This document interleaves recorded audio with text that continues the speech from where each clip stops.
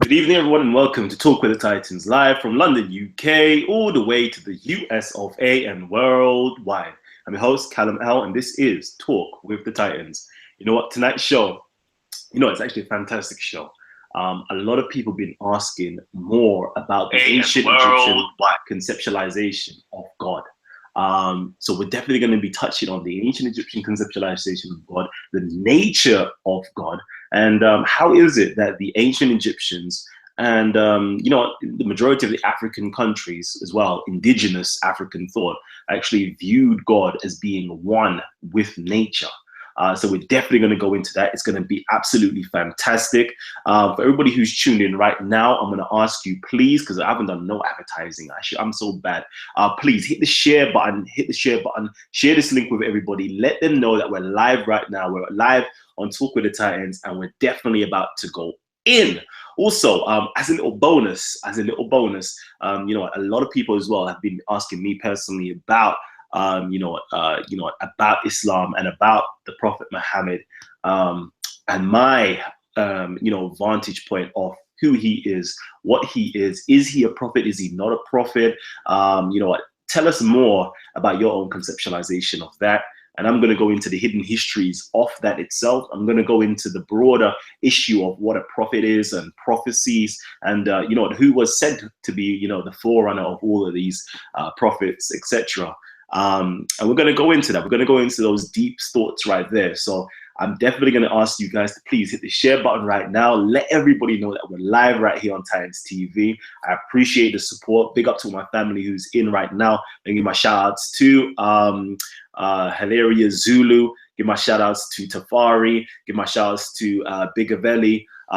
Give my shouts out to, Dionysus Finch. You've been here from the beginning. So shout out to all these people who are tuned in live with us right now. We're definitely going to go in. We've got some powerful information in store for you. And of course, we've got the man himself. We've got my brother Gabs here with me right now. Peace to you, King. How you doing? Peace, bro. Just here chilling, waiting to get into this information. There you go. And I know you've been telling me that a lot of people at Speaker's Corner have been asking you questions, pertaining to the Kemetic understanding of God, etc. So I'm definitely can't wait to hear what you've got to say. We're going to share some information with the family. We're definitely going to invite other people from the vast communities that we have around to join the panel, to join in with the discussion, and let's get things popping.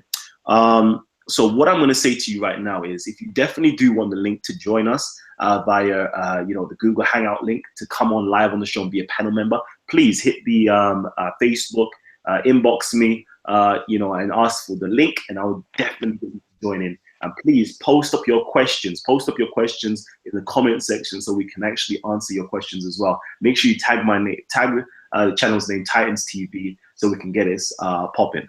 I see people setting it off already. Yeah. I'll get to you. Don't worry. All right. So you know what, Gabs, please tell me. I want to know, what have people at Speaker's Corner actually been asking you that you would like to illustrate? I'm glad we can speak on this. A lot of the brothers, especially the religious brothers, have been they've been asking me, what is this in the Kemetic thought about God being a part of nature, and is how do you see God in nature? These are the questions that always pop up, and they want to understand and make sense of it. So I've always thought, I've given them little snippets and little things. So this would be a good time to explain it from some text, standing of what we mean by the creator or the supreme being, verse, and the creator that created everything. How the African people saw that it was connected with nature and a part of it, not separate from nature. All right. So I'm gonna make you take it away. Please show us how African conceptualize, or the Kemetics conceptualize God and nature being one. Please. Okay. All right. First things first. I'm going to be reading from. Hopefully, Kalam can get the book up and show it on his screen. The book is coming from Now Valley Contribution to Civilization. if you want to purchase it. I think we've mentioned it before. That's a very good book to start on and look at African spirituality. It's got a lot of facts dealing with history, symbolism, and cultural stuff. So on the screen, so you guys can have a look at it. So this is the Nile Valley contribution. I know the light is shining despicably on here, so I apologize. Nile Valley contribution of civilization by Anthony T. Browder. And you know what? Anthony T. Browder will actually be on Talk with the Titans in an upcoming show. He's going to be coming over here to the UK. And he's definitely going to be doing a show with us as well. So that's going to be absolutely amazing. That's one of my all-time favorite scholars and heroes, to be honest with you. He's one of the forerunners of actually doing the groundwork in Egypt, going there, doing the archaeology, you know, going into the tombs itself in the field and actually excavating and stuff. So, you know, powerful brother. So go on, carry on, G. Let me stop talking. Let me let you do your thing. Okay. So, I'm going to be reading from page 83 of the book. The title of it is The Development of Symbolic Thought. Yeah, so I'll be reading now. So the universe was viewed as the omnipotent expression of supreme being, which manifested itself within all of the functions and principles that govern the universe and maintain balance and harmony. These facets of the one supreme God were referred to collectively as the Necharu, as the nature. Each manifestation of the nature was associated with the divine aspect of God and was represented by a specific symbol. As time passed, the Necharu became known as the many forces of nature. For example, the god of water, the god of air, the god of the earth, etc. Animals were usually selected to represent the qualities of a specific nature because the nature of an animal was unique to that particular creature and remained constant over the years. The following are examples of animal traits and their associations with specific nature.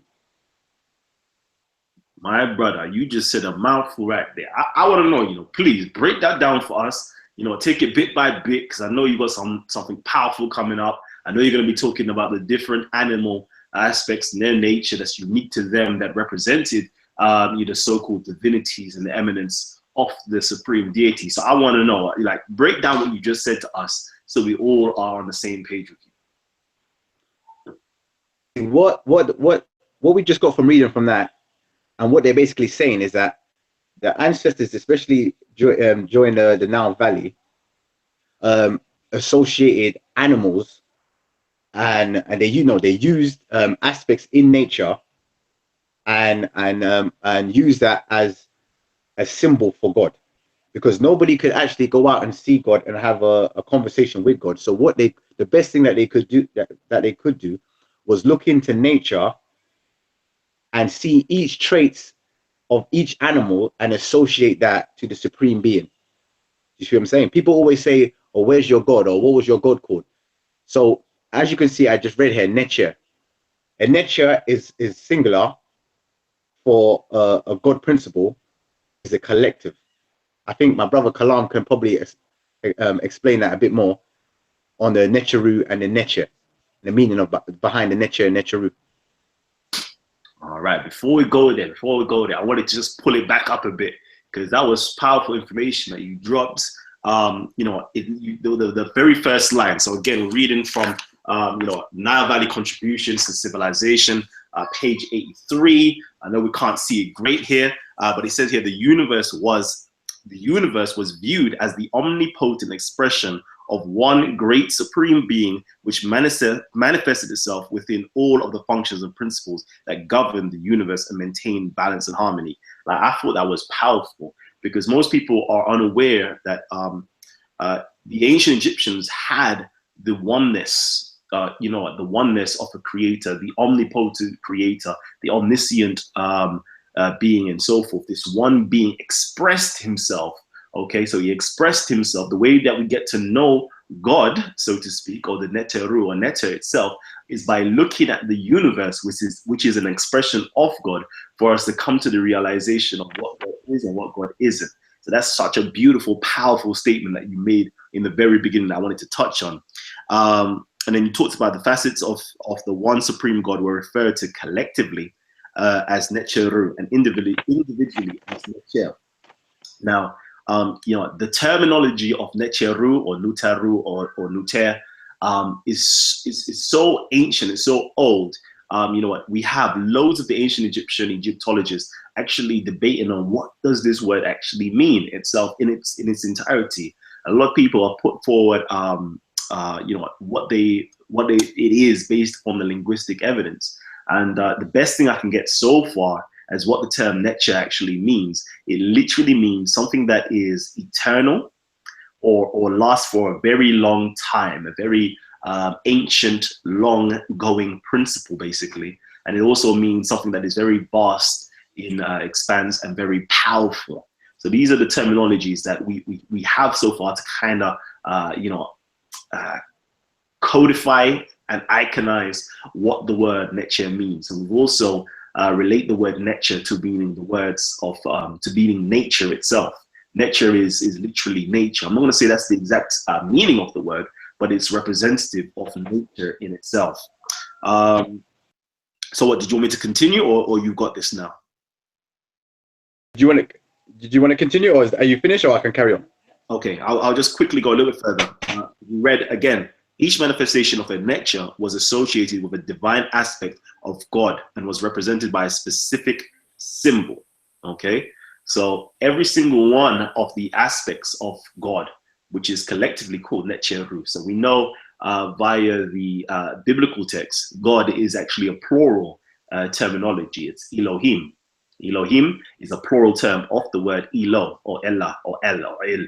Okay, there is a plurality, but there's unity within the plurality, making it the one itself. So every single indivisible part has a specific aspect, which we call nature, or is a specific part within inside of nature, and collectively it is known as Necheru, or it's known as within. So we're going to use analogous to the Elohim concept as well. So we have many different aspects, that makes up the one. So for example, let's go again for my Muslims who are out there, we have the 99 plus one names of the deity that is known as Allah, which are divisible parts that makes up the indivisible whole. It's the same way. So we have the 99 names plus one makes up the whole, which is Allah. And then we also have in Necher, the different Netchers that makes up the whole, the Necheru, the collective whole, the collective oneness. Go ahead, my brother. Okay, also, so I'm going to continue reading from page 83, and now this is going into some description of some animals which are seen, which they used as a symbol for the supreme being. Falcon is a symbol for the sun and light. Because of its rapid flight, its ability to soar into the highest regions of the air, where the light abounds. The Necher Heru, also known as Horus, is represented by the falcon, and his right eye symbolizes the sun and the sun's ability, like that of God, to see all things at all times. That the eye is also the organ which perceives light and represents the process of spiritual awareness. Similar attributes have been incorporated into Native American names, eye and the eagle eye. So that was the first breakdown on the falcon. I know many people have heard, I don't know if they know the original name of Heru, but this is also one of the main deities, Kemetic, in the Kemetic pantheon of deities. So this is showing you how they, as simple as a falcon bird, and looked at its attributes in nature, and saw how it flies and its attributes that it has in nature, and used it to around the bird, or around that so-called falcon. So Kalam, if you can probably espouse more on that. Yeah, I will actually. You know what I'm gonna do? And what I'm gonna do is actually jump into some Jewish literature to espouse a little bit more on that principle itself. But because you kind of caught me off guard, because I think that's gonna be a good thing to just jump into to kind of be inclusive. I want to bring all my families in, whether you're Bring them in. atheist, Christian, Jew, Muslim, Kemetic, of the different African philosophies as well. Please, if you're Igbo, if you're Yoruba, if you're Afanti, Ashanti, Asante, whatever you are, please, inbox me, come on and share your own perspectives and kind of show the similarities. We can show the similarities and the differences as well. So what I would like for you to do is repeat that again, which will allow our audience to soak it in, and then I can give you a parallel inside of the Jewish scriptures itself. Okay. So the falcon is a symbol for the sun and light because of its rapid flight and its ability to soar into the highest regions of the air where light abounds. The Necha Heru, aka Horus, is represented by the falcon, and his right eye symbolizes the sun and the sun's ability, like that of God, to see all things at all times. Also the organ which perceives light and represents the process of spiritual awareness. Roots have been incorporated into Native American names such as Hawkeye and Eagle Eye. All right. So I'm going to jump in now. So I'm going to be quoting from Moses. Hold on, let me just get this a little bit fixed up for you guys. Okay, so Maimonides. So this is Moses Maimonides, the Guide for the Perplexed. It's a very nice book here. So I'm going to go into this. I'm going to go into this to show you the similarities in the concepts of Necha in terms of the Malaic or the Malaik cat or the angels themselves that have the same type of, how can I put it, animal aspects that's being put together, which are iconographies. Not to say that the angels or the deities actually, or the divinities actually look like this, but it was an iconography to actually show or represent an idea itself. So I'm going to read from a very famous Jewish scholar of the time. And he says here, in order, therefore, to give to the mind of men the idea that the existence of angels is lower than the existence of God, certain forms of lower animals were introduced in the description of angels. It was thereby shown that the existence of God is more perfect than that of angels, as much as man is more perfect than the lower animals. Nevertheless, no organ of the brute creation was attributed to angels except wings. Without wings, the act of flying appears as impossible as that of walking without legs. For these two modes of motion can only be imagined in connection with these organs. The motion of flying has been chosen as a symbol to represent that angels possess life because it is the most perfect and most sublime movement of the brute creation. Men consider this motion a perfection to such an extent that they themselves wish to be able to fly in order to escape easily what is injurious and to obtain quickly what is useful, though it be at a distance. For this reason, this motion has been attributed to angels. This is beside another reasons. The bird in its flight is sometimes visible, sometimes withdrawn from our sight. So it's going again from the transcendency of divinity. Sometimes it's close or it's eminent to you, where you can perceive the divine nature of God, and sometimes it is far away from you, which is the transcendent nature of God yet again. One moment near to us and the next far off.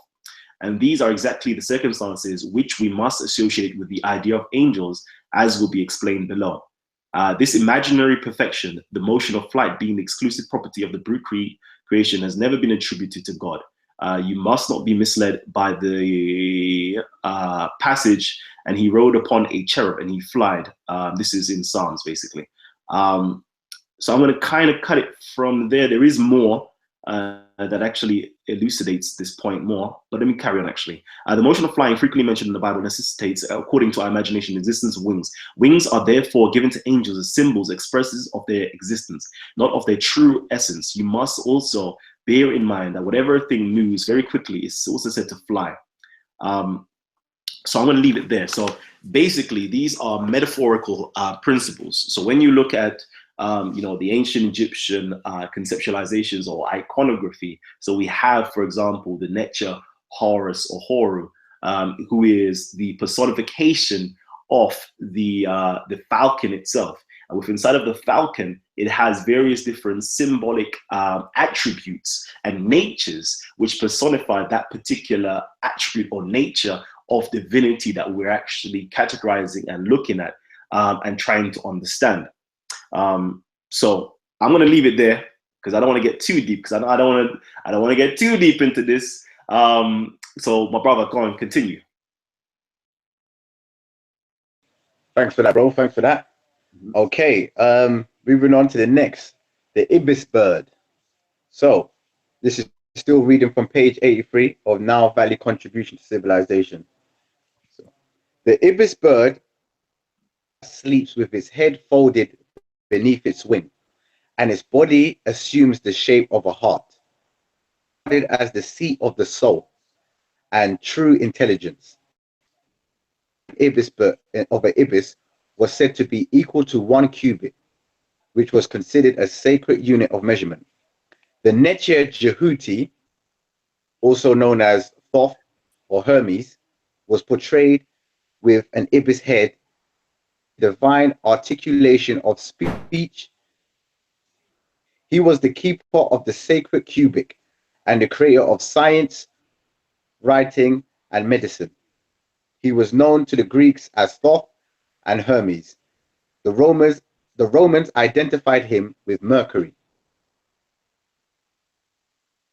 This was the breakdown of the ibis bird, which the people in the Nile Valley understood, and they gave the attributes of the ibis bird to one of their, well, I would say, if you're going to say prophet, one of their most high regarded prophet or deity by the name of Jehuti, also known as Thoth, also known as Hermes, yeah, and to the Romans known as Mercury. I think through a lot of religious texts, they talk of Jehuti. So in the Bible, you have, real quickly, and to the Jews, Enoch, and Christians. I was gonna say, that's what I was about to touch on that, yeah.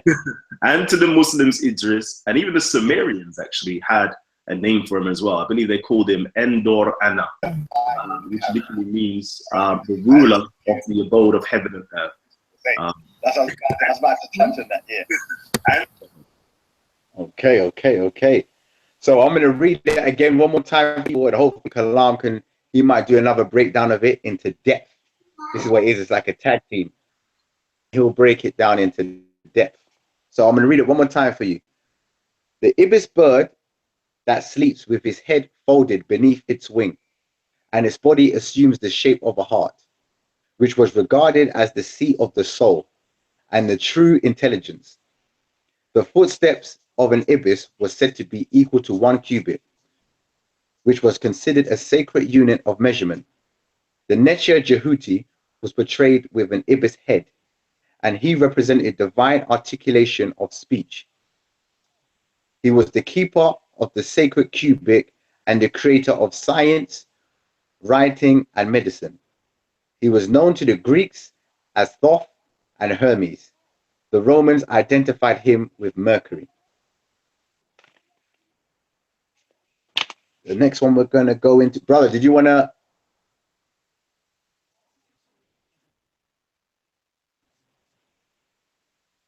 Can't hear you.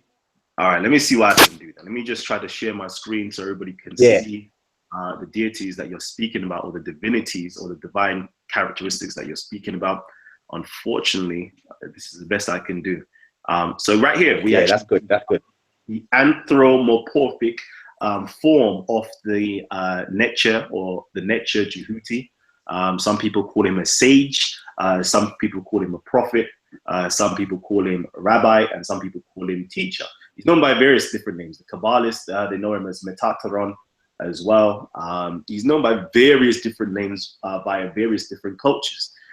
He's one of the most important deities slash angelic beings slash human beings slash prophets in the whole of humanity. Every single mystical group has some form of teachings based upon Jehuti. As we've already mentioned, we have, you know, the esoteric groups such as, where should we go? Which esoteric? Kabbalism know about this particular being.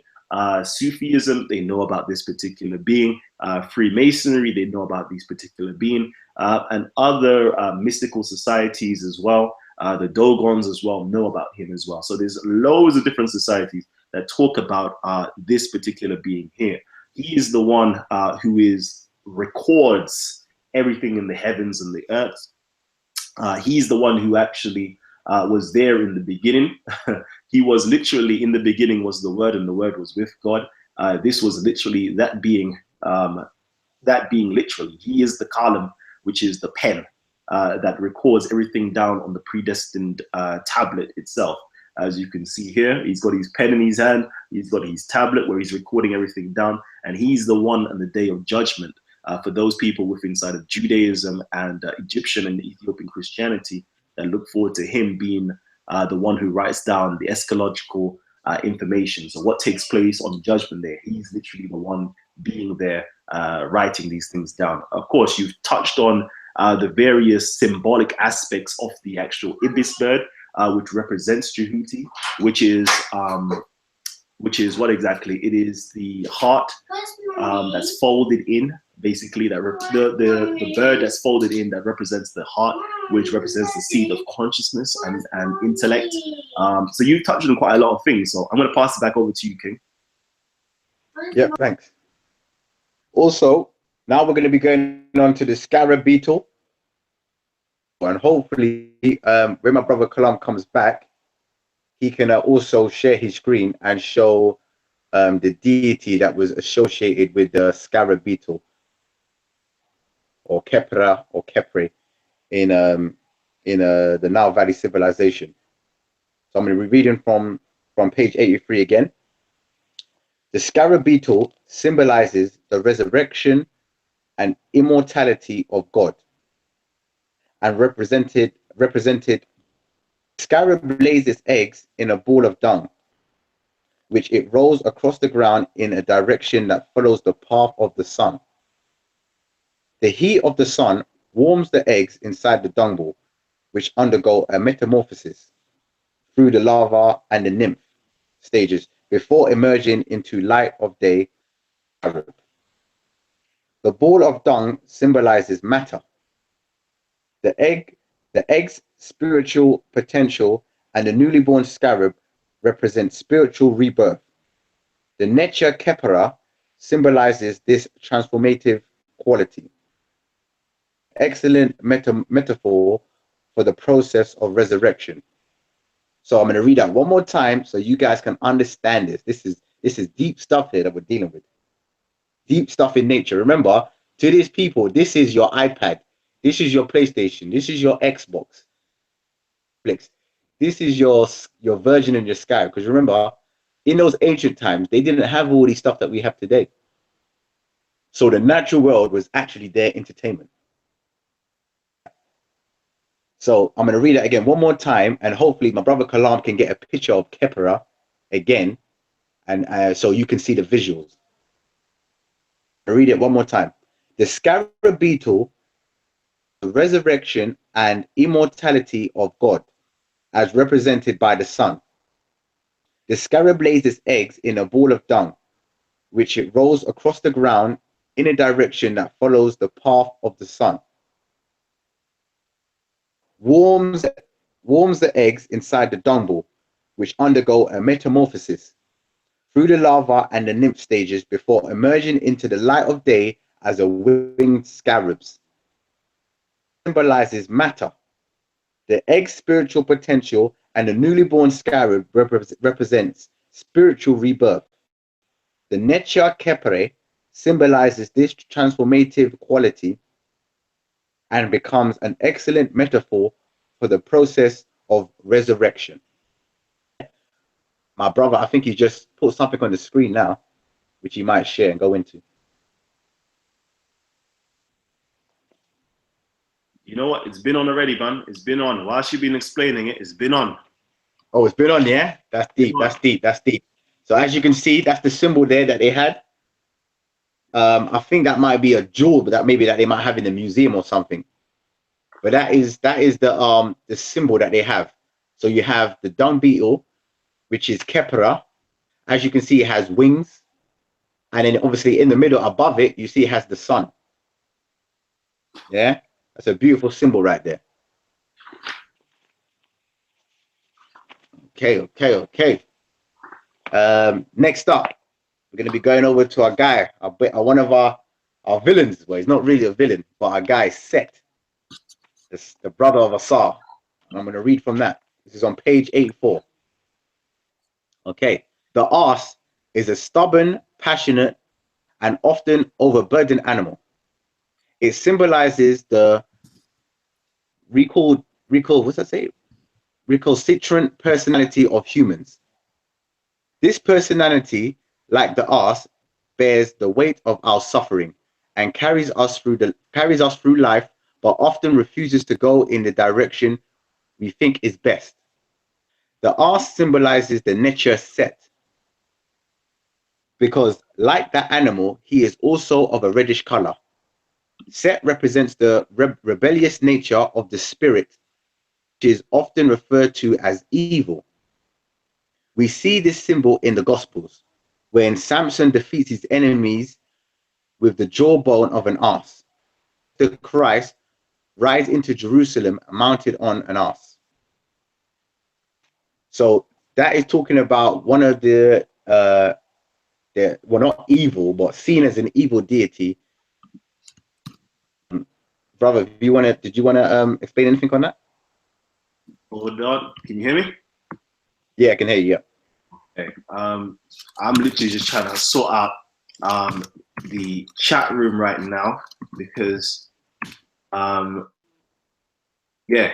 I'm trying to sort out the chat room. Listen, everybody here, yeah, if you are here on Titans TV and you're watching us, yeah, please show some respect. If you don't have any respect, we will block you and we will remove you from the chat section itself.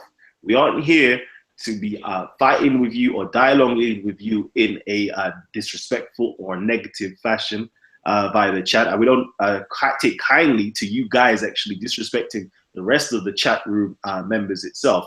So please, like, fix up your behavior or you will be banned, okay? So I've got my moderators there that are actually banning individuals that are actually causing a nuisance. So I have to apologize for actually stopping this to actually bring up this fact. If you want to come here and you actually want to support Titans TV, like, come here and support Titans TV. Nobody's forcing you to watch what we're watch Titans TV. If you're here as a hater and here as a troll, we don't want you here. You might as well just go elsewhere and do whatever else you need to do. But for those people who actually want to learn some information, like, let them learn the information. All right. So yeah, peace to the Queen Kabanepti Angt that's actually handling the chat section for us. You know what, my brother Gabs, you just said something to me. What was your question, or what was you saying to me before I got interrupted? Sorry, bro, that's mad still. I was just saying if you had any pictures of anything of the deity Set. Oh, Set. And if there was anything that, and there's anything that you wanted to also add on that deity. Okay, Set. so yeah, so I'm going to try to put up some images of the nature or the divinity known as Set or Setuk. And he basically represented, let's see if I've got one here. Let's see. So yeah, we've got a nice image of Set right here.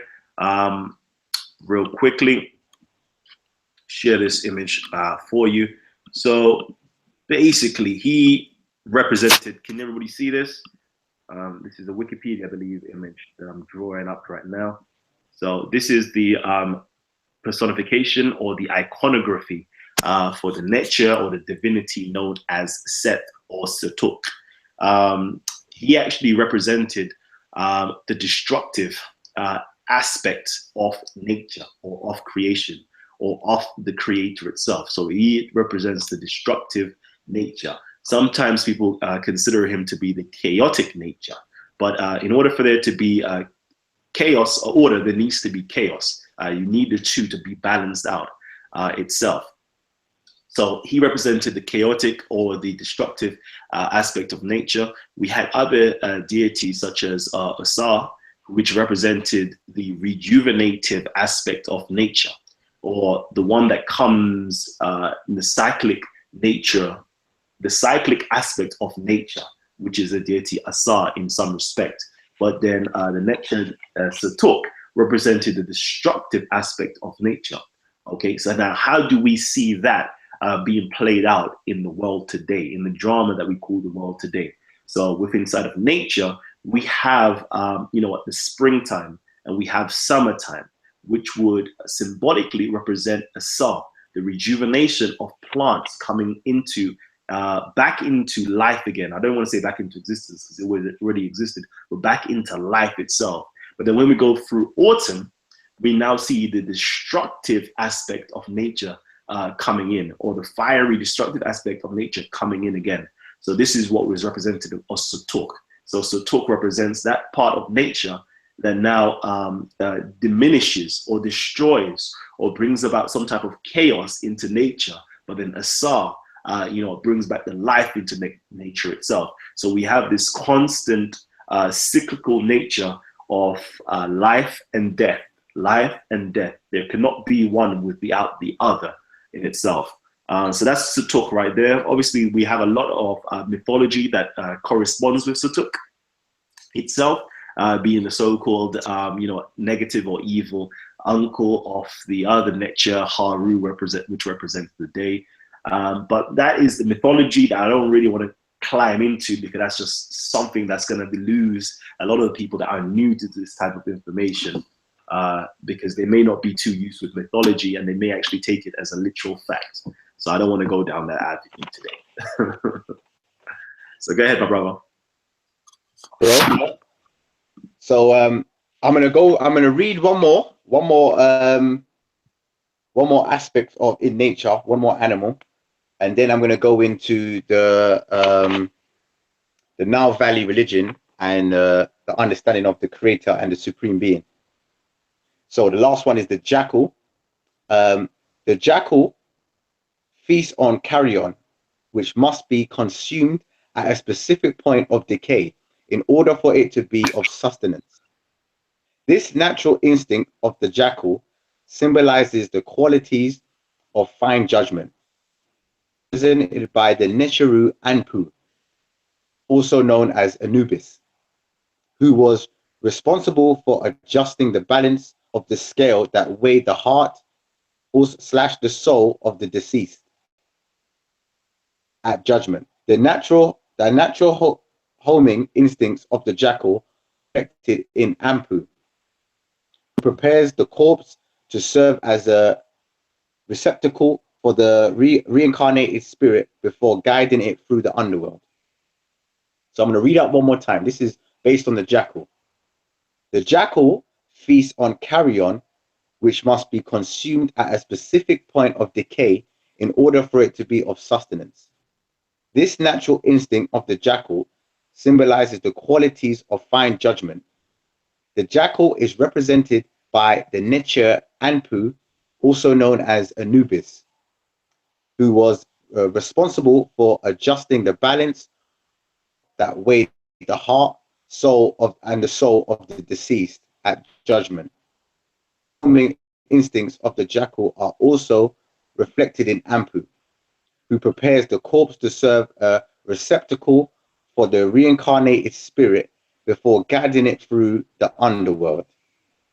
And as you can see there, my brother there has just put up on the screen Anpu, also known as Anubis, there weighing the heart and the soul. So again, as we can see, we have these different aspects in nature, such as the mind, and such as the jackal itself, or a particular type of dog that was actually observed within inside of ancient Egypt, which was the deity, or the jackal itself showed very good judgment.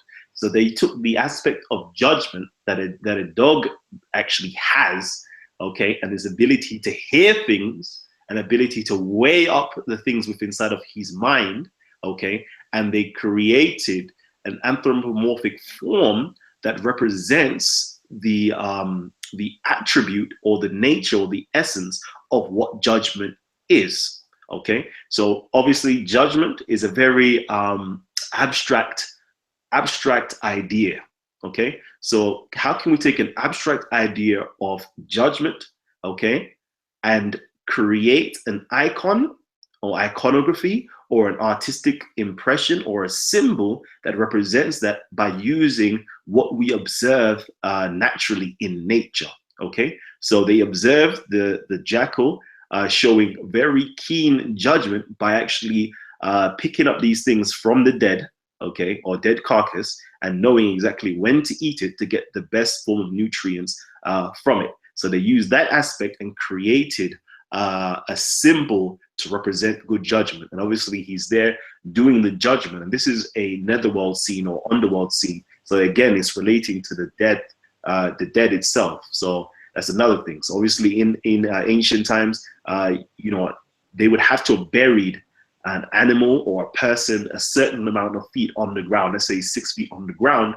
where these animals who can sniff things out, who can find you know, dead carcasses, couldn't actually reach. So there was a lot of symbology that's going on right here in the form of a nupu, and it inculcated a lot of information to those people who are viewing these animals in their natural world and understanding these highly abstract and philosophical ideas itself. Also, bro, just to add to that as well, just to break down so people get another understanding in real times, it's just like this, people. Look, think about it. Ampu or Anubis was seen as the guide into the underworld. Now, the underworld is seen as a void, a place of darkness, yeah, which you need guidance for. Now, let's look in our world. They cannot see. What do they have guided in? Parrot? Is it a snake? Is it maybe it's a piglet? No. You have a dog. The dog is the guide. You see it today. You see people that are blind, they have the guide dogs. So right here, you can see where the ancestors and the people in African spirituality in the now use these things, these aspects in nature. You know what I mean? What better symbol to guide you through the darkness, through where you cannot see? What better thing in nature to guide you than a dog? You see what I'm saying? So these you can see now how the ancestors put these into story-like forms, which I think is it just makes so much sense. It makes so much sense. So much sense. All right. Again, if any of you guys have questions, yeah, that you would love to raise, please tag the channel name Titans TV. Pose up your questions, because if there's anything that we haven't actually expressed clearly enough for you, please bring it up so we can actually address it right now, right here.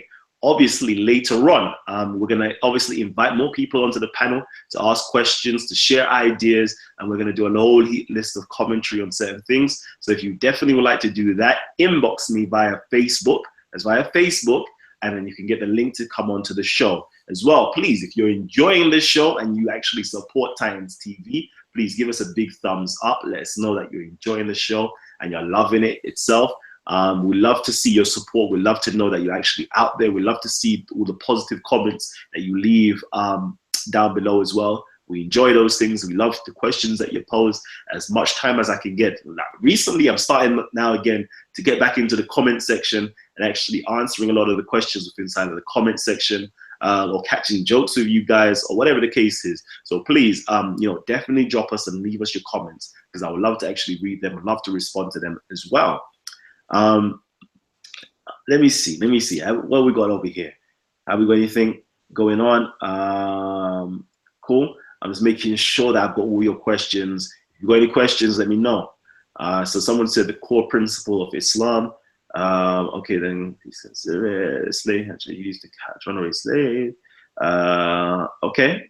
I think it's you guys actually having your separate conversations with inside. Nothing really I can see that is pertaining to the subject matter right now. So does that, okay, cool. I see you lot going in. You guys are going in.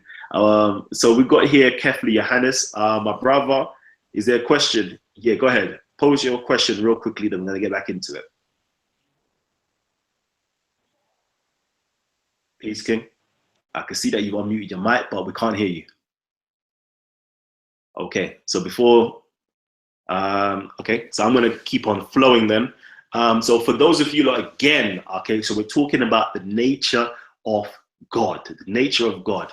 And I'm going to bring it back. I'm going to read a few things here so people can get an understanding again of the nature of God, what was the ontological view or vantage point of the ancient Egyptians or the Kemetics or these ancient philosophies. So I'm going to read something out. I'm here. Like, which book do I go to first? I'm going to go to this one. It's got here. It's called the Arabic Hermes. The Arabic Hermes, and it's called From Pagan Sage to the Prophet of Science, Kevin Van Bladder. Okay, so I'm going to read something out from here. I'm actually going to read from page 4, going on to page 5. Okay, so basically, this is a summary of the Hermetica and God, basically. So the ancient Egyptians, especially in what's written in the Hermetica itself, says God is one and the creator of all things, which continue to depend on God as elements in a hierarchy of beings. Second in the hierarchy after God himself comes the intelligible world, and then the sensible world. The creative and beneficent powers of God flow through the intelligible and sensible realms to the sun, which is the demiurge around which revolves the 8 spheres of the fixed stars, the planets, and the earth. From these spheres depend the daemons, and from the daemons, man, who is a microcosm of creation. Thus, everything is part of God, and God is in everything. His creative activity continually, unceasingly. All things are one, and the pleroma of being is indestructible.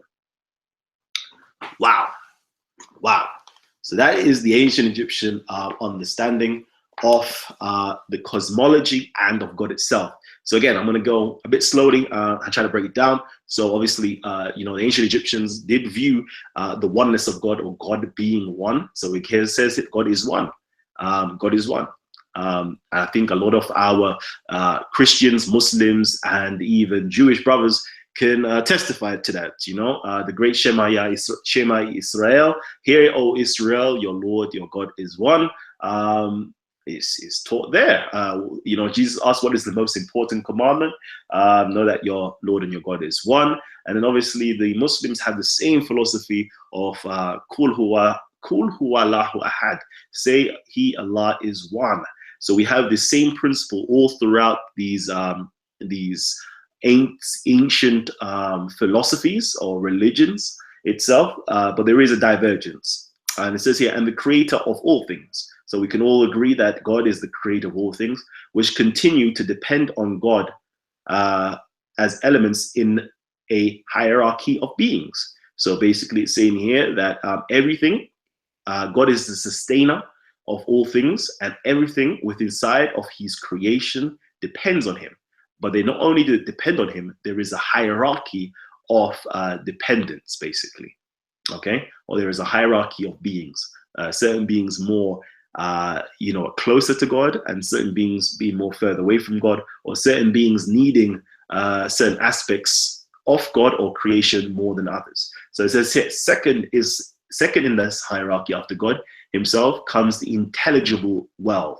So the intelligible world from the ancient Egyptian perspective is the things to do with the divinities on the Netia itself. So that is the birth of things such as Shu,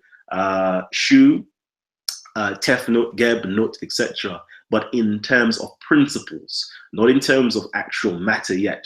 Okay, so in terms of principles, so the principle of air, the principle of dew or moisture, and so forth. It's a principle. Yeah, I know that's going to get a bit technical, because when we go into the ancient Egyptian cosmogony, it shows you that these represent more than what people know. It actually represents, for example, Shun Tefnut represents life and it represents light.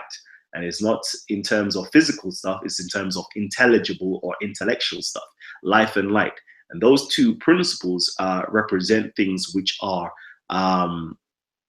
continuing sameness, okay, continuing sameness, so everlasting sameness, where one thing is continually the same, such as light is continually the same, and then you have life, okay, which is now continuing differenceness, okay. So it's the same thing being reenacted over and over, but changing. So everlasting change. So for example, you have the cyclical nature of the sun, which is supposedly rising and setting.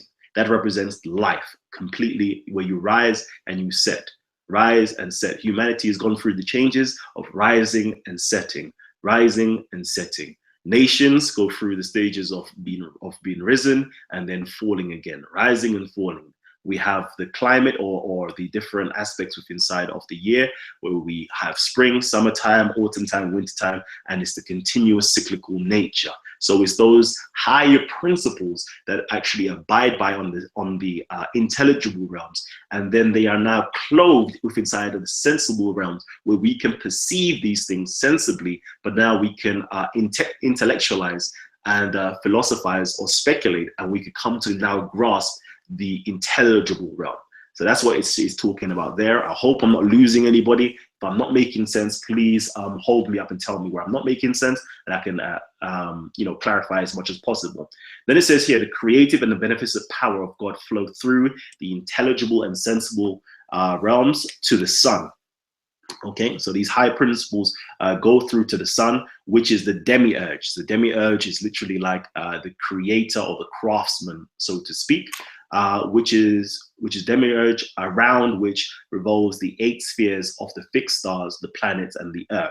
And we all know that basically the sun itself actually gives off its energy to this earth for the earth to be sustained. The earth could not possibly be sustained or be alive if it wasn't for the sun, just as the rest of the planets itself. And obviously, any human being as well could not be alive without the power and the energy of the sun, giving life both to ourselves and to the ecology itself. So the plants, the fauna, the animals, the fishes, the insects, and so forth, all depend upon the sun giving its energy to the earth. And then obviously we have the different spheres, which are the planets themselves that rotate around the sun. And each one of those planets and the suns give off a certain amount of energy, or spiritual energy, so to speak. Some people classify that in terms of the what's the spectral system called? What's the spectral system called? Gabs? The electromagnetic spectrum? Yeah, the electromagnetic spectrum, so to speak, where you have X-rays, cosmic rays, etc., etc., etc., coming down to Earth. These will be representative of the daemons, or representative to the things that takes place in nature that has a particular essence or spirit with it. So for example, the sun shines down, but at the time of spring, that rejuvenative power is now coming down from the rays of the sun. So that's what it means there. That man is a microcosm of creation. So everything that is above, so macrocosm is the world as a whole. Man is the microcosm of that. So as above, so below. Man is the reflection of the universe. And it says, thus everything is a part of God. Okay, so everything is a part of God, because everything is sustained by God with his essence and with his energy, and God is in everything. His creative activity continues unceasingly. All things are one, and the panorama of beings is indestructible. So within inside of this closed system known as the universe, it is completely indestructible, in the sense that when one thing dies, a new thing is born from it. Or how can I put that a little bit more simpler? We can say that as this: energy cannot be created or destroyed. It merely transforms itself. So, for example, when we die, okay, we expire, we now become food to the earth. The earth now takes in those nutrients, and so forth and so forth and so forth. Everything is recycled within inside of nature. My brother, carry on, man. Thanks for that, bro. Do you know what? I'm glad you went into that, because that's leading into the main bit, and the last bit actually, which I was going to be reading from the talking about God and God's what's the word? God's connect God's connection with, obviously, with nature, and him being the same and being a part of it. I would like to say, listening to this, please, if you have got questions, let Kalam know, because this is a big topic. Like I said, at Speaker's Corner, a lot of Muslims, a lot of Christians, a lot of Jews, everybody always comes to me, comes to Kalam, and they ask on this question: how is God a part of nature? Nature, like it is in, well, some people claim it is in their religious systems. Do you know what I mean? And these are the questions that's always asked. This is the reasons why they say they can't understand us, because how can God be a part of the creation? It doesn't make no sense. God, you can't say God. So what? God is the bird. God is this. God is that. Do you know what I mean? So today is explaining that and showing you why the people came to this understanding of everything. So I'm going to read this last part, and hopefully we can get some questions out there, those who are religious and those who are not, just to see and have dialogue, basically. So real quickly, my brother, because a few people have been asking. I believe Ice Lord has asked, what book is that you're reading from? So what I just read from is from the Arabic Hermes, right here. It was actually quoting a verse that was actually in this book, which is the Egyptian Hermes, a historical approach to the late pagan mind, Garth Fowden. And we've also read from the Nile Valley Contribution to Civilization by Anthony Browder. It's another book. And then we spoke a little bit about angels from the Jewish ideology, which is from Moses Maimonides, The Guide of the Perplexed. And we touched on there to do with the angels and them being intelligible beings that are neither corporal, they're actually incorporeal beings, meaning they're not actually physical, but something that you hold in your mind, basically. But they are given figurative things of speech, such as wings. Okay, so you have angels with wings and so forth, but that actually was a symbol of something much greater and much more profound.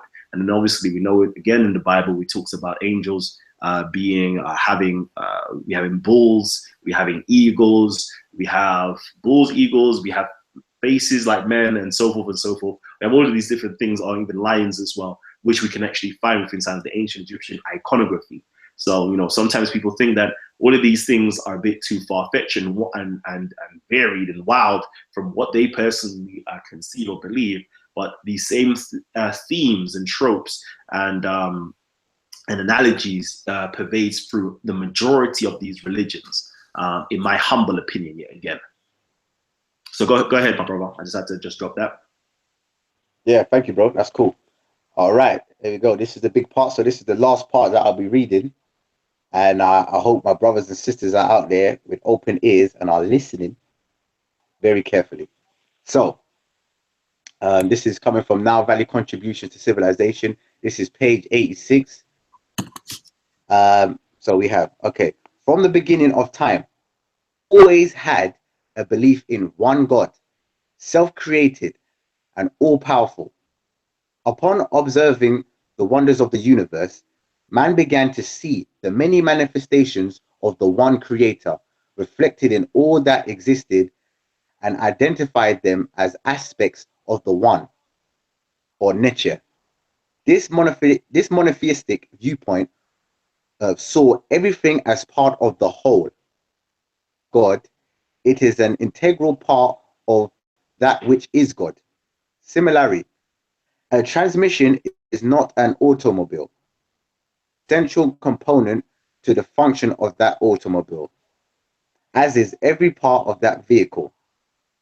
Attempts to portray African religion as polytheistic anthropomorphic or idolatrous are as repugnant as those who seek to condemn it.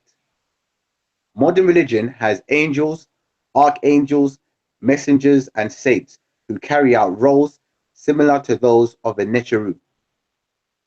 References to Jesus the Christ as the Lamb is just as anthropomorphic as Ammon's association with a ram.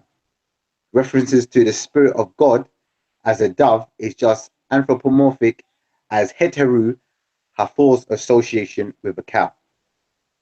Now, I'm going to read that again one more time because this goes out to all those brothers and sisters who had these questions about what is Africans' concept of the creator. Is it one? Is he all powerful? Is he a part of nature? What are all these deities that we see in the Nile Valley with these animal heads and all these beings? This is dealing with that. So again, we're going to read it one more time. Flood your questions in, please, please. So one more time for you. From the beginning of time, Africans have always had a belief in one God, self-created and all-powerful, in the wonders of the universe, the many manifestations of the one creator reflected in all that existed by them as aspects of the one, or nature. This monotheistic viewpoint saw everything as part of the whole. And nature is not God, part of that which is God. Similarly, a transmission is not an automobile, but it is an essential component of that automobile, as is every part of that vehicle. Attempts to portray African religion as polytheistic and anthropomorphic are also as repugnant as those who seek to condemn it. Modern religion has angels, archangels, saints who carry out roles similar to those of the Necheru. Jesus the Christ as the Lamb is just as anthropomorphic as Ammon's association with a ram. References to the Spirit of God as a dove, anthropomorphic as Heteru's Hathor, aka Hathor, association with a cow. If my brother there wants to expound any more on that, please do. Jeez, I think you went in, bro. I don't even know what more you should add to itself. I think that's pretty much self-explanatory. That's big. It's big. I don't know what I can say. What I can do right now is quickly go to the comment section and see if there's any questions. I know I've highlighted one question that I will get to in a minute. Let me just see if there's anything else. It really matters. Thank God. God is a part of everything. Okay. So yeah. So I know again everybody's asking about the books that you're reading from. Again, you know, for the last time, I would say the last book that I was reading from, I think you wanted to know, it is called The Arabic Hermes, from pagan prophet, from pagan sage to prophet of science, by Kevin Van Bladel. I repeat, The Arabic Hermes. Okay, so that is definitely a book that you should definitely go and buy. Somebody here actually asked the question, Teach, I think his name. I have a question, guys. If God is a part of everything and God is one, does that mean that we are one and we are God together? Thankful for any answer you can provide. One love. So you know what? I'm actually going to read something I believe actually answers this question or reaffirms your question in a statement form. So basically, it's right here. This is called The Cult of Ra, Sun Worship in Ancient Egypt, by Stephen Quirk. Okay, so I'm going to leave it here long enough that you lot can pick up these titles and actually make the purchases if you so choose. Actually, I should actually start having an affiliate link at the bottom of the screen and in the description box. I should do that, have an affiliate link where you lot can actually see the titles of the books that I actually read and our guests actually read, and you can actually go somewhere such as Amazon and make the purchases and buy them. Okay, so hopefully soon I will actually set something like that up. But in the meanwhile, please, you know what, hit the like button and share this like crazy. Share this like crazy. Go to your Facebooks, your Google, your Tumblrs, your Twitters, your Reddits, wherever you can. Share it. Let everybody know like you're about to, like we're going into some serious information. We're giving you some serious references yet again. So please help us out and share the link and enjoy. So this is on page number 30. It says here, the sun in all creation, the Litany of Ra. So this is from the Litany of Ra. It says here, among the finest of Egyptian religious compositions, the Litany of Ra provides perhaps the most explicit demonstration of the unity of creation in its creator. According to this belief, creation unfurled out of the sun god Atum, or the All, fissioning, which means literally dividing, over time into a world of different features within which Ra, or the sun, remain the principal figure. The Litany of Ra gives voice and image to this belief in a series of 75 acclamations of Ra, in each of 74 forms in his creation. The composition is best known from Thebes, where it appears first in the tomb of the king during the New Kingdom, before various variations occur on the third intermediate period.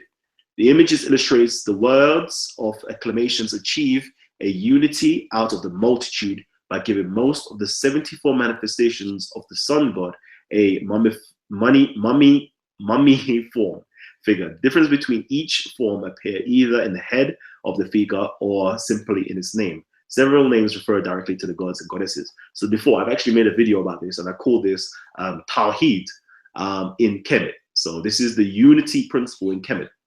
So it says here, for example, one form of Ra, or the Tawhido, or Tawahido, one form of Ra is the god Horus. Another is the goddess Isis. Clearly then, all creation derives from the one creator, okay? All creation derives from the one creator, and in a certain sense remains a part of that divine being, even if the individual elements take on lives of their own. Curiously, at the heart of the sequence stands the pig, deliberately selected for this position. It appears, despite the generally observed but unwritten rule banning the animal from religious writing and illustrations, the pig is as omnivorous as man, and thereby violates the usual demarcation in nature between carnivores and herbivores. The reminder of the human condition perhaps demanded that the pig never be mentioned, quite apart from the fact that it would have been dangerous to eat the meat of a scavenging animal in such a hot climate. After all, scavenging dogs, cats, and rats were never demonized in ancient Egypt art in quite the same way as the pig. The appearance of the pig at the center of the acclamations to form of the sun god must have seemed all the more striking, a disturbing reminder that creation includes at its heart the capacity to devour and destroy. Okay, so hopefully that actually touches on and answers your questions. Okay, so in the ancient Egyptian thought, yet again, okay, there was the creator, and the creation was unified. The creation was unified inside of the creator, and according to this belief, the creation unfurled out of the sun god Atum, or the All, fissioning over time into a world of different features within which Ra reigns supreme. So again, so we have the All, okay, we have the All. So let me make it like this, because I know a lot of us, you know, I've had these discussions with my Muslim brothers, you know, so we have the All. So let's put that as the All being the all potentiality, okay, all potential, all potentiality, the omnipotent, the all powerful, okay, this is the All. This is sort of like the monad, or the demiurge of creation. Out of him, okay, you had a process of fissioning, or a process of splitting, so to speak, or a process of different emanations that was coming out of him, okay? So that's kind of like saying we have Allah, okay? And then out of Allah, you have the different principles and attributes of Allah that came over a process of time, okay? So for example, when creation was created by the creator, the principle of creator now becomes manifest, okay? The principle of creator now becomes manifest, and in the ancient Egyptian ideology, that would be a separate emanation from the All. Okay, that now represents one particular principle that it has. Okay, then for example, you have the merciful, the gracious, you have Al Maliku, Al Qusud, Al Qudusu, Al Salamu, etc., etc., etc. We go into Al Bariu, Al Khaliku, Al Bariu, Al Mutasawiru, and all these different concepts in the Arabian or the Muslim thought pattern. These different attributes came over a process of time. Okay, to be the all forgiving, you must have someone to forgive. Are you with me? To be the all forgiven, you must have someone to forgive. So this attribute only manifests within inside of nature. Okay, once something then arises, or once something has now been moved, it now arises. Okay, for somebody to be the king, it must have subjects to become the king. Prior to that, okay, prior to being the king, prior to there being how can I put it, subjects to be ruled, okay, there was no use for the title of king. That attribute hadn't fissioned out or hadn't manifested or emanated. It just simply belonged to the all or to the one. And after a period of time, these different attributes started to come into existence when the creation could now communicate with the creator via its emanation. I hope that makes sense in terms. And a lot of my the Muslims will say, oh, so you believe God is in everything, so that do you believe that God is in feces? Again, from the ancient Egyptian thought pattern, the most despicable, disturbing animal itself, where I think most of the Christians, Jews, and the Muslims gets the ideas of not eating pig from, is actually coming. They call it an unclean meat, but they don't tell you why it's unclean meat. Obviously, in ancient Egypt, that pig as well was demonized for a particular reason. Okay, but before we go into that, let me not even go into that. But as you can see, the most despicable thing laid at the heart of the different attributes or manifestations of the deity. So at the heart, the most despicable thing, the most lowliest thing, actually has the essence of God within inside of it. Okay, and obviously the pig represents the destructive aspect within nature.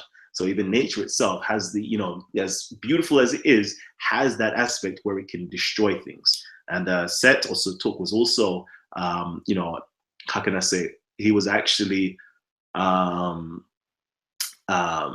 the right word? Because it's not anthropomorphized. Again, it's another word. He was symbolized as the pig, representing the destructive aspect of nature. My brother Gabs? Yes, bro. Yes, bro. Yeah. I'm here, man. Go and jump in. Glad, nah, I'm glad you was breaking down that. But me personally, I just want to say to the people that I really hope that people have been taking this in, and to our brothers and sisters out there, they have understood and listened. And I still want them to throw some questions out because I know well, especially from my point of view, Speaker's Corner, these are the type of questions that I get. They didn't understand whether in ancient Egypt or in Africa, if they had this concept of this one God, and was it all powerful and all knowing, because they seem to, obviously from what they've seen, I don't know, from what they've seen and not understood or read, all these different beings, these creatures with animal heads and all these gods, there's all these idols and all this stuff. But clearly you've seen, as we just read, you know what I mean, the idols weren't seen as no gods. Stuff into forms so that the people could understand. Because remember, that place in ancient Egypt was seen as a school. If you got a class of students, the teacher has to be able to teach the lesson so that everybody in the class, you see what I'm saying? So what the ancient people did is that they had to break it down and put it into forms that everybody could understand. They're going to try and explain God without using nothing in nature. You're not going to understand. You're just going to have to make your imagination take you places. And that means different people are going to have different imaginations of the God, of this one creator. So what they did is use things that everybody can see and know in nature and make stories from that so that everybody can grow and have the understanding. The same way we grew up and we saw that 1 + 1 was 2. Yeah. The same way they used the animals to understand the same thing, and it didn't have to become a belief anymore. It was just straight knowing, because they knew the aspects of that animal, so they knew how God might have been thinking, or how God acts. You got actual Did you facts, see man. what I'm saying? There you go. There you go. You know what? We've got a few questions with inside of the comment section. Let me just highlight them real quickly, if possible. Let's see if I can do this actually. Again, if any of you guys out there have the capacity to actually to donate some money to us, please hit the super chat button and send a super chat and donate some money to keep this show going, to keep us funded, to actually keep the lights on, and to keep our bills being paid. Please actually support us. Where was the question? I actually saw a very good question here, or comment here. So this is Angad Dylan says, "O people, O siblings of destiny, do not wander, deluded by doubt. The creation is in the creator, and the creator is in the creation, totally pervading and permeating all places. Shri Guru Granth Sahib." Wow. See, this is what I'm saying. A lot of my Sikh brothers have been hitting me up and saying, you know what, the stuff that you're talking about, you know, is literally what our you know, religious thought actually teaches. This is what our sages, our teachers, our gurus actually teach us. So that's beautiful to see the relations there. And then Miss KK says, "Why was the pig demonized in Kemet?" I think I gave the answer previously. The pig is omnivorous as man, and thereby violates the usual demarcation in nature between carnivores and herbivores. Okay, and basically that it was a scavenging animal, and that the fact that it would have been very dangerous to eat the meat of a scavenging animal, especially in such a hot climate. So it was viewed as something that was demonized for the fact that it violates the laws of nature, of animals either being herbivores or carnivores. And it also was very, you know, it had very destructive elements to it in terms of eating such a meat itself. Even the Jews themselves, you know, the reason why they stopped eating the pork itself is because they view the pork as being the thing that actually caused leprosy itself. And I'm sure today a lot of people say that the pig has something called the trichinosis worm inside of it.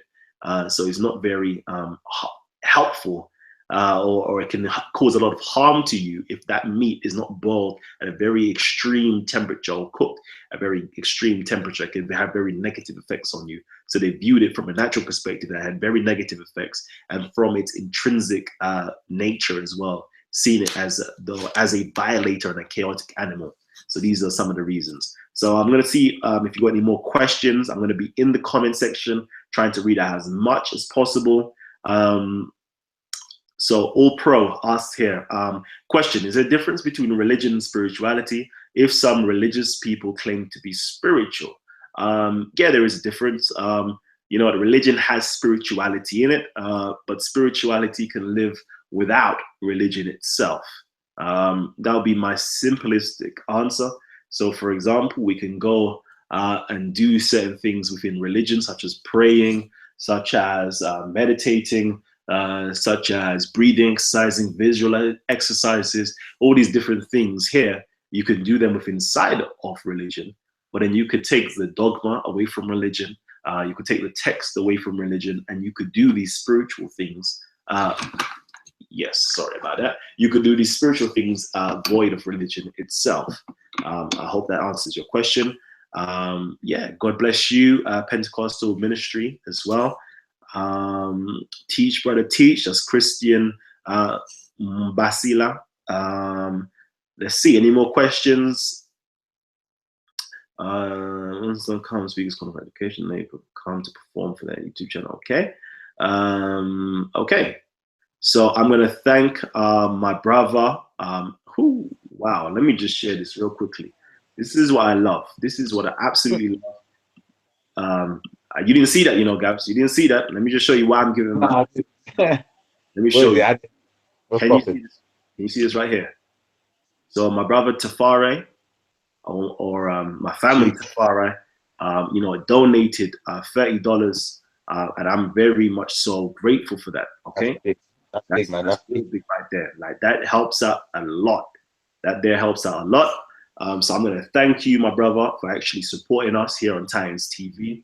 And you know, I have to commemorate these people that actually support us. I actually do want to give a list of names maybe later on, of the people that have supported us. Because without you, like these shows literally would not be possible. These shows literally would not be possible.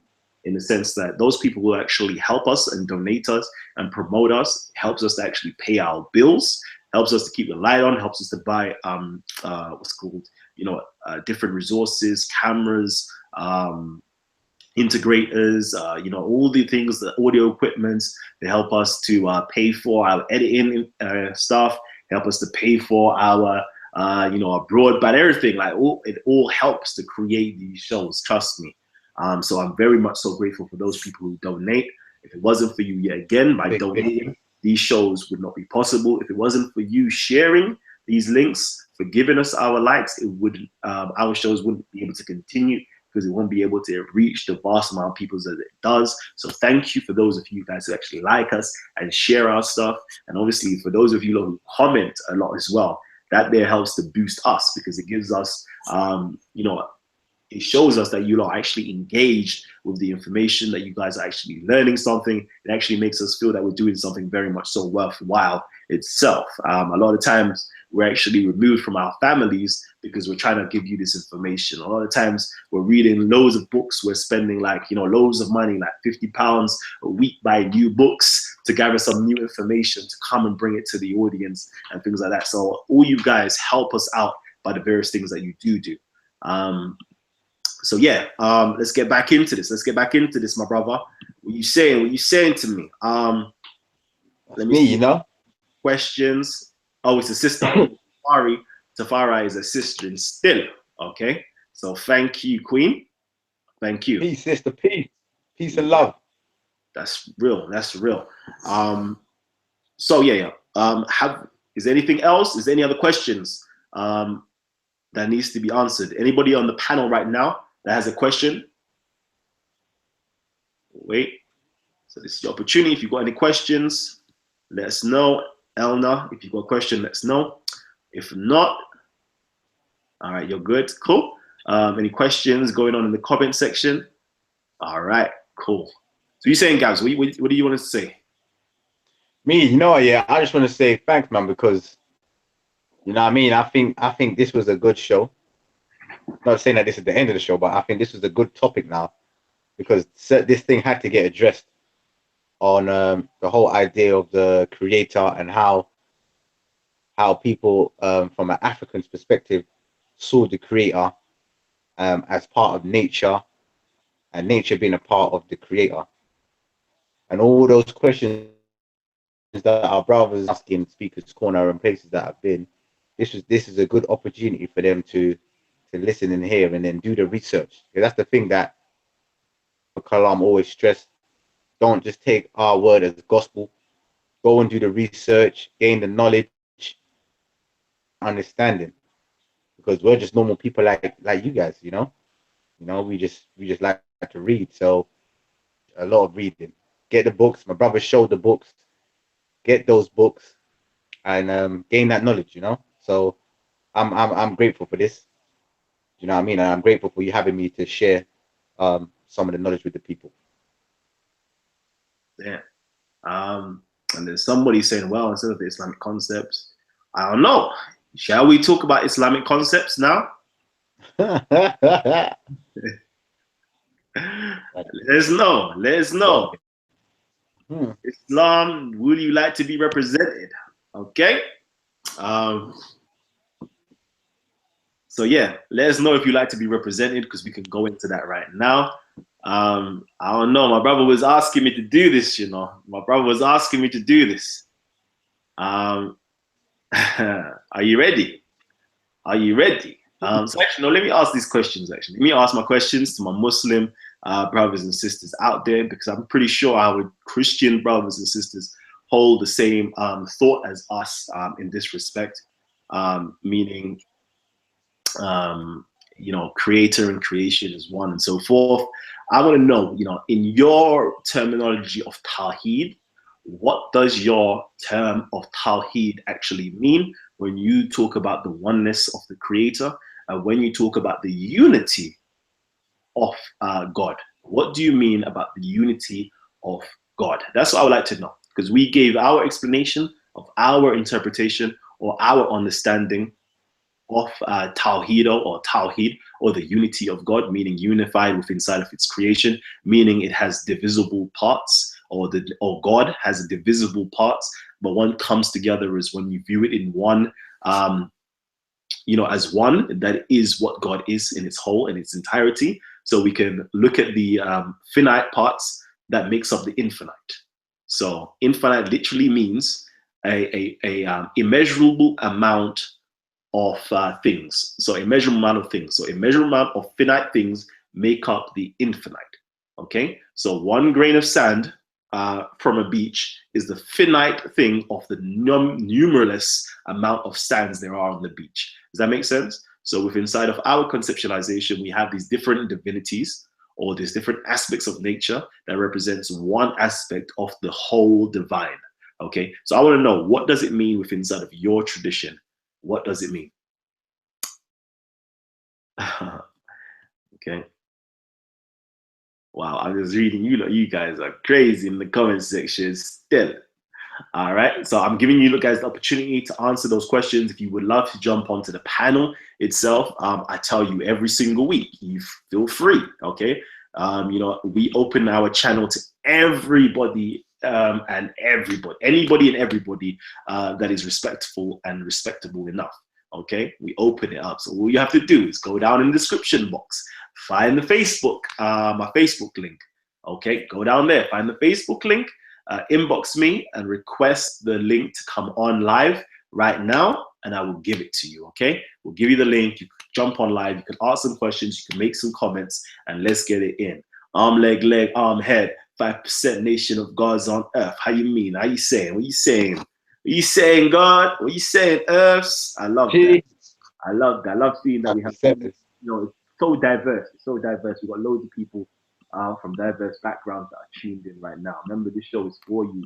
So if you got, for example, the Nation of Islam, the 5%ers, who else? The Nawapians, who else? The Moors, who else? All of you guys, if you would like to be represented, just holler at me, because we always have, my great brothers and sisters in America from these different groups coming on to represent. Lord Abba coming on to represent. What's his name now? Sugar, I'm forgetting names. We've had loads of these great brothers coming on to represent their particular, Moorish identity or Islamic identity as well. So we definitely do welcome you guys on to speak. So Elna, if you would like to speak, yeah, come true, speak. Yeah, hello guys. Yeah, actually, yeah, I'm a Muslim. I wanted to share my concept of how I understand the Tawhid. Yeah, so Bismillah, Alhamdulillah, wa salatu wa salam ala Rasulillah. And the thing that, I'm really afraid, here to represent Islam as the whole religion, because I just want to say how I understand this Tawhid. As far as I know, Tawhid is we understand is unity of God, and when we say unity of God, we mean that the God, Allah is not murakkab. When we say is not murakkab, means that he cannot be divided in parts. And physically, well, he's not a physical object, of course, but we say that he's one entity, and he cannot be divided as well, to some individuals like Christians, for example, Father and Son and Holy Spirit, right? Muslims do not believe in that. When we say that it cannot be, God simply cannot divide himself into 3 or 5 or 2 parts. It's impossible, and we believe that it's absurd. And as well, we believe that the unity of attributes, like we have many attributes, of course, many attributes of God, but these attributes represent only one individual. When we say one individual, one entity, which is known as Allah, and we say this is I think the most the simplest answer I can give. Yeah, this is what we mean by Tawhid. And we have to understand that actually word Tawhid was not used by, by Arabs. Well, it was used by Arabs, of course, but it was not well known in the time of the Prophet Muhammad sallallahu alaihi wasallam. It was then invented, but the idea of Tawhid, of course, was the same. And and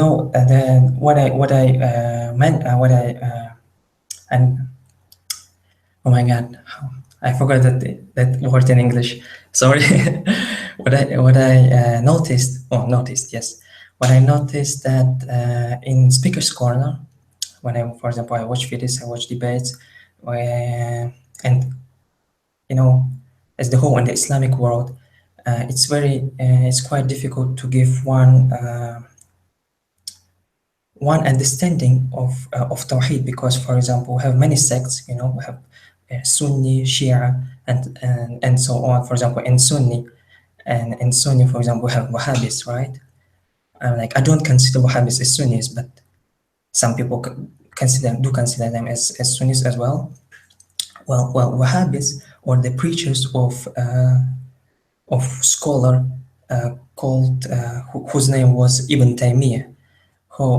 He believed that the God is actually outside of this universe, and many Muslims, I think, in England believe in that, Personally, I don't believe in that. I believe that God is not outside of the universe, nor he's inside of the universe. So he's no place. He's not bounded for space. So, many Muslims believe in that, and especially Sunni Muslims, but Wahhabis Wahhabi Islam believe that he's outside of this universe, and So I think this is one of the main difference between some Islamic sects, and I think it's very important to mention it. Yeah. Thank you for listening. All right, perfect. Gabs, did you have any questions or anything on that one? And again, that's my Kazakhstan brother. He's calling all the way from Kazakhstan. So I have to give my props out to him. Shout outs to you. And I love what you're talking about still. So do you have anything to say on that, Gabs? Yeah, I was gonna ask the brother. So he's saying that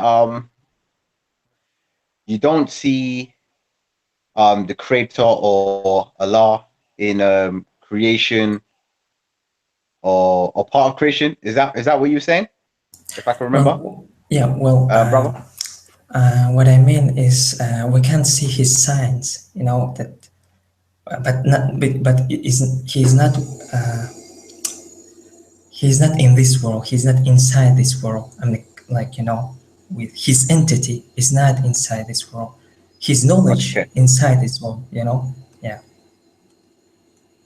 Okay. So how would you? So from a Muslim perspective, from a Muslim point of view, how would you understand or get to know God or Allah?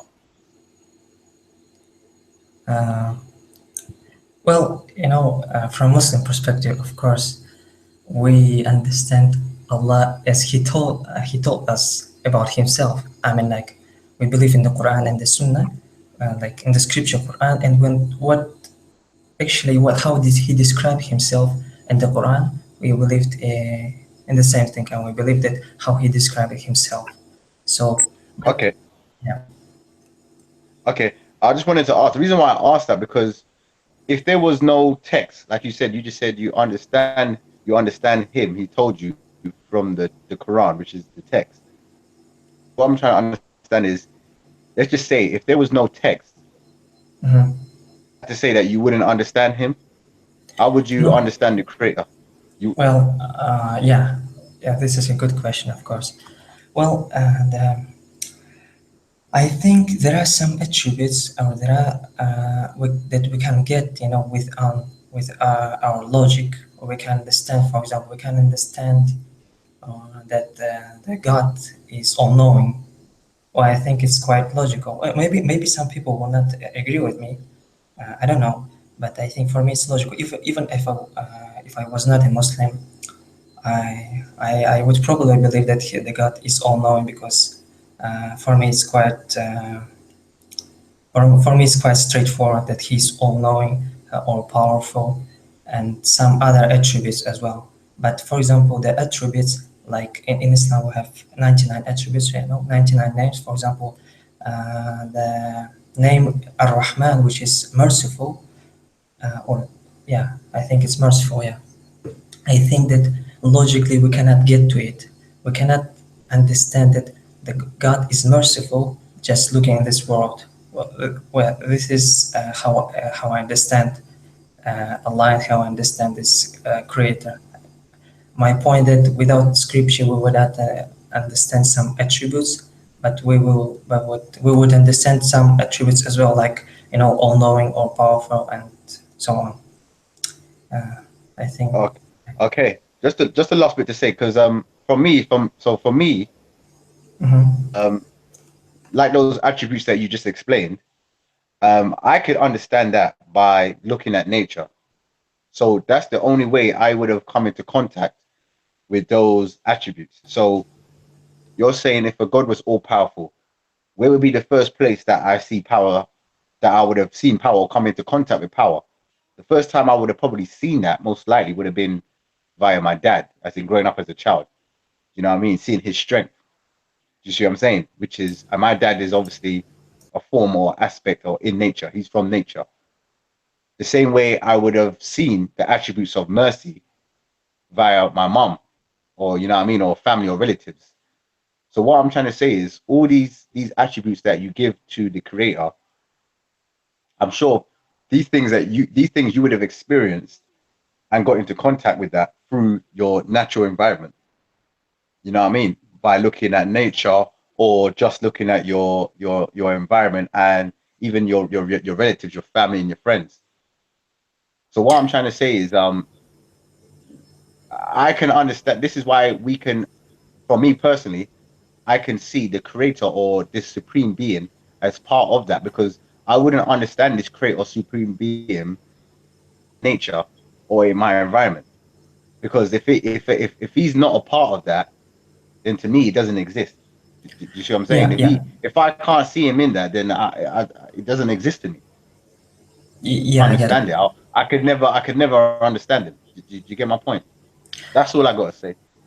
Yeah. Actually, I agree with you to some extent. For example, as you told me, yes, we can observe mercy in this world, and actually, some Islamic scholars said that we can see many attributes in this world, but I'm not sure about it. I don't have a particular position on that.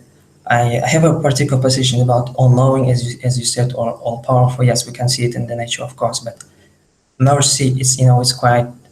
Some people can argue that there is suffering in this world, so how can God be merciful?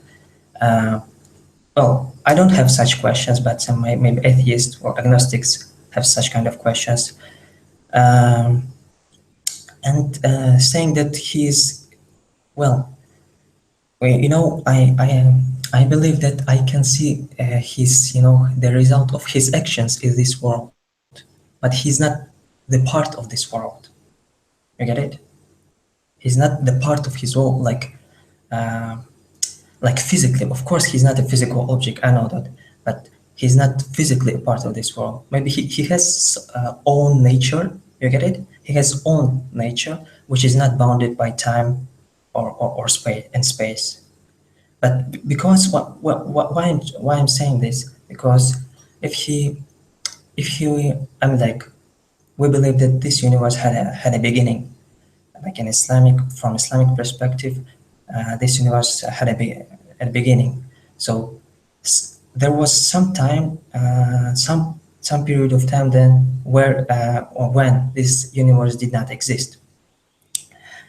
And if this universe did not exist, that means that God was not in this universe, right?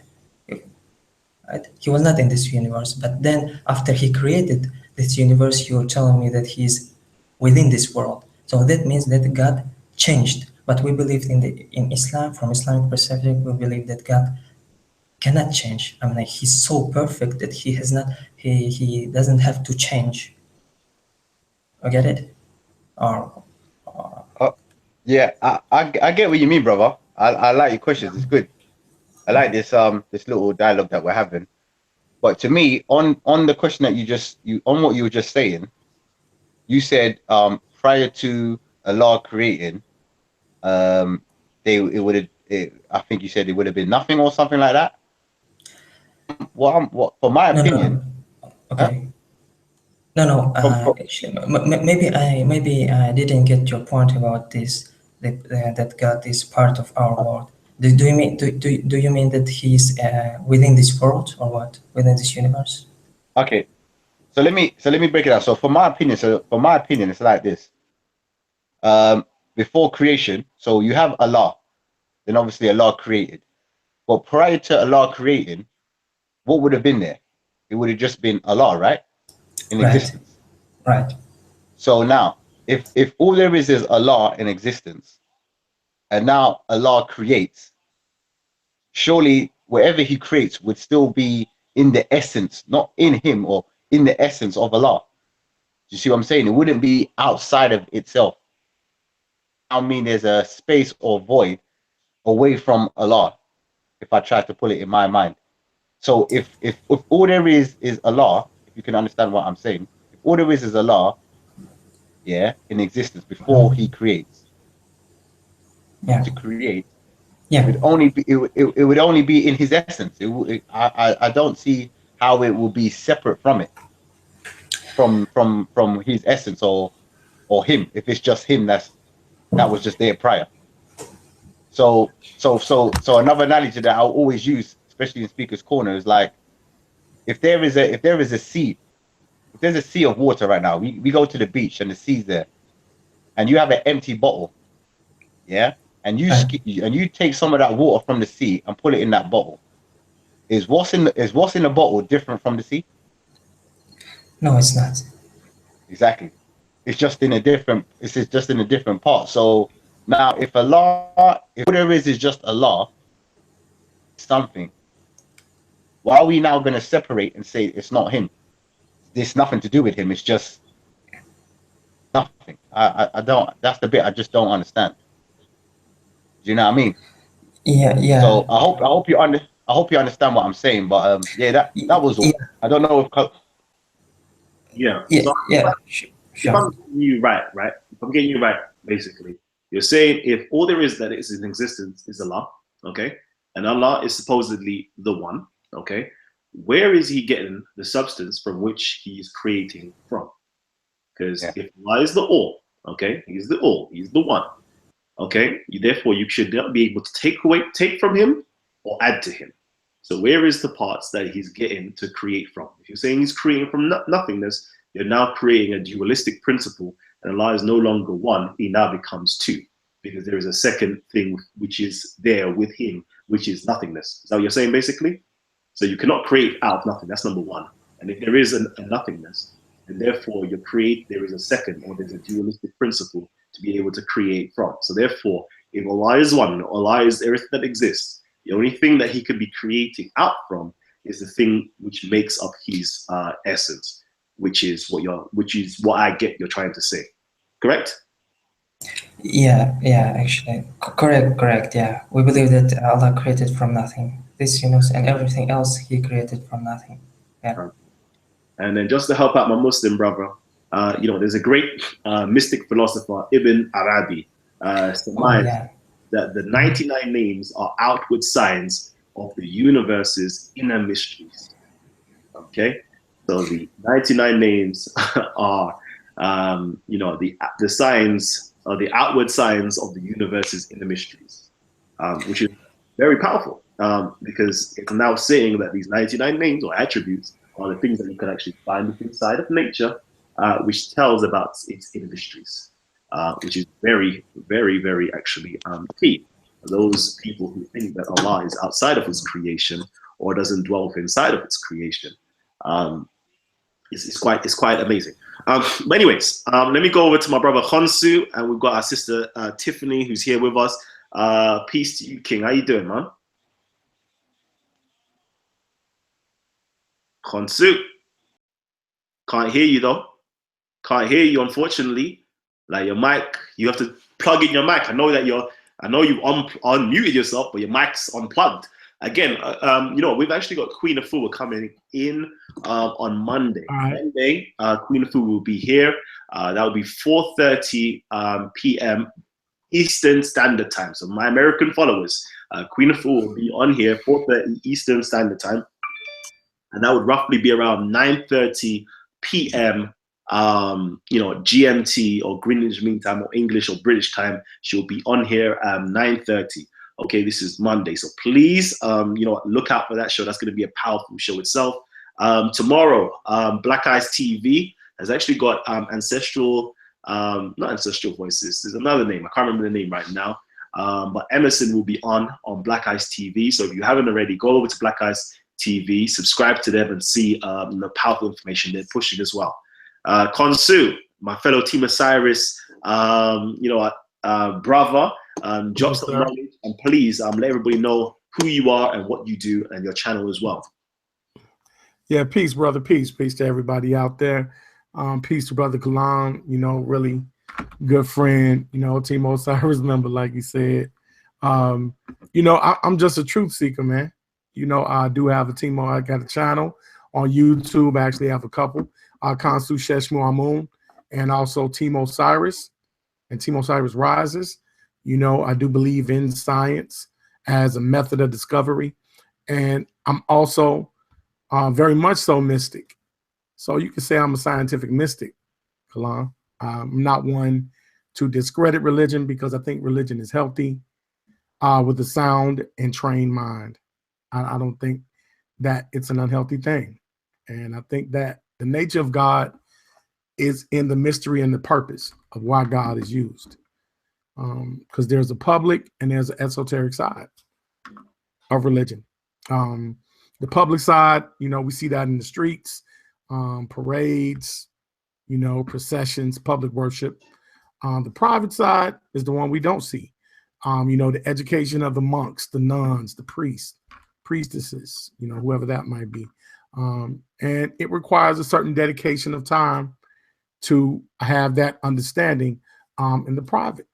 And they were usually, those teachings were for the instruction of the leaders, of the religious form. And, there were a lot of cosmic formula that went along with religion.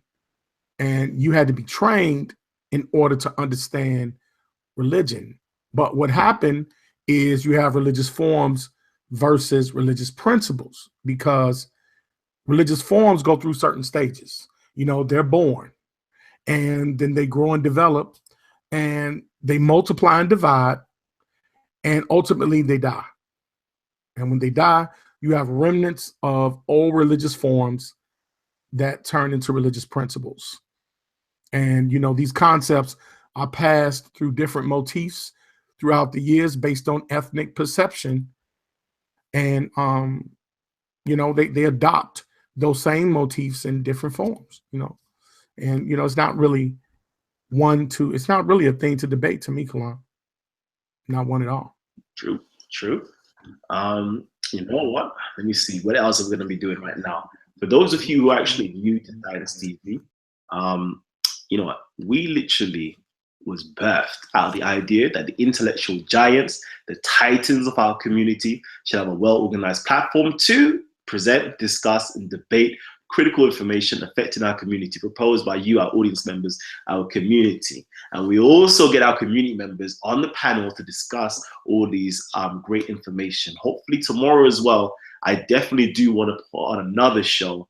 And I don't know. I think I've got a few requests so far, but if you've got your own personal request of what you would like to have on, or if you would like to come on and actually present some information, okay, all you have to do is hit me up. If you know me personally, hit me up via my number. If you know me via social media, inbox me via Facebook or inbox me via YouTube itself, and tell me what you would like to do, or if you would like to join the panel the great items that you would like to actually discuss, let me know, and I'll definitely make sure this takes place and this happens for you. Okay.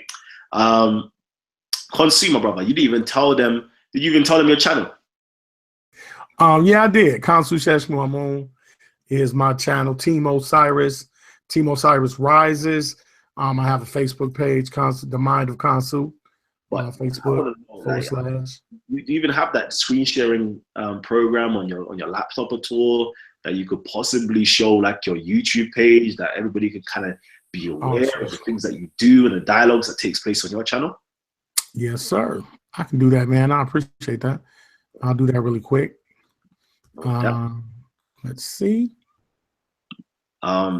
So, there was a part 2 to this show. Okay. Ty. Yeah, I need to get Ty onto the show. Indeed. I've been speaking with him. I spoke to him last week, Sunday, actually. But yeah, we need to actually get him on, definitely.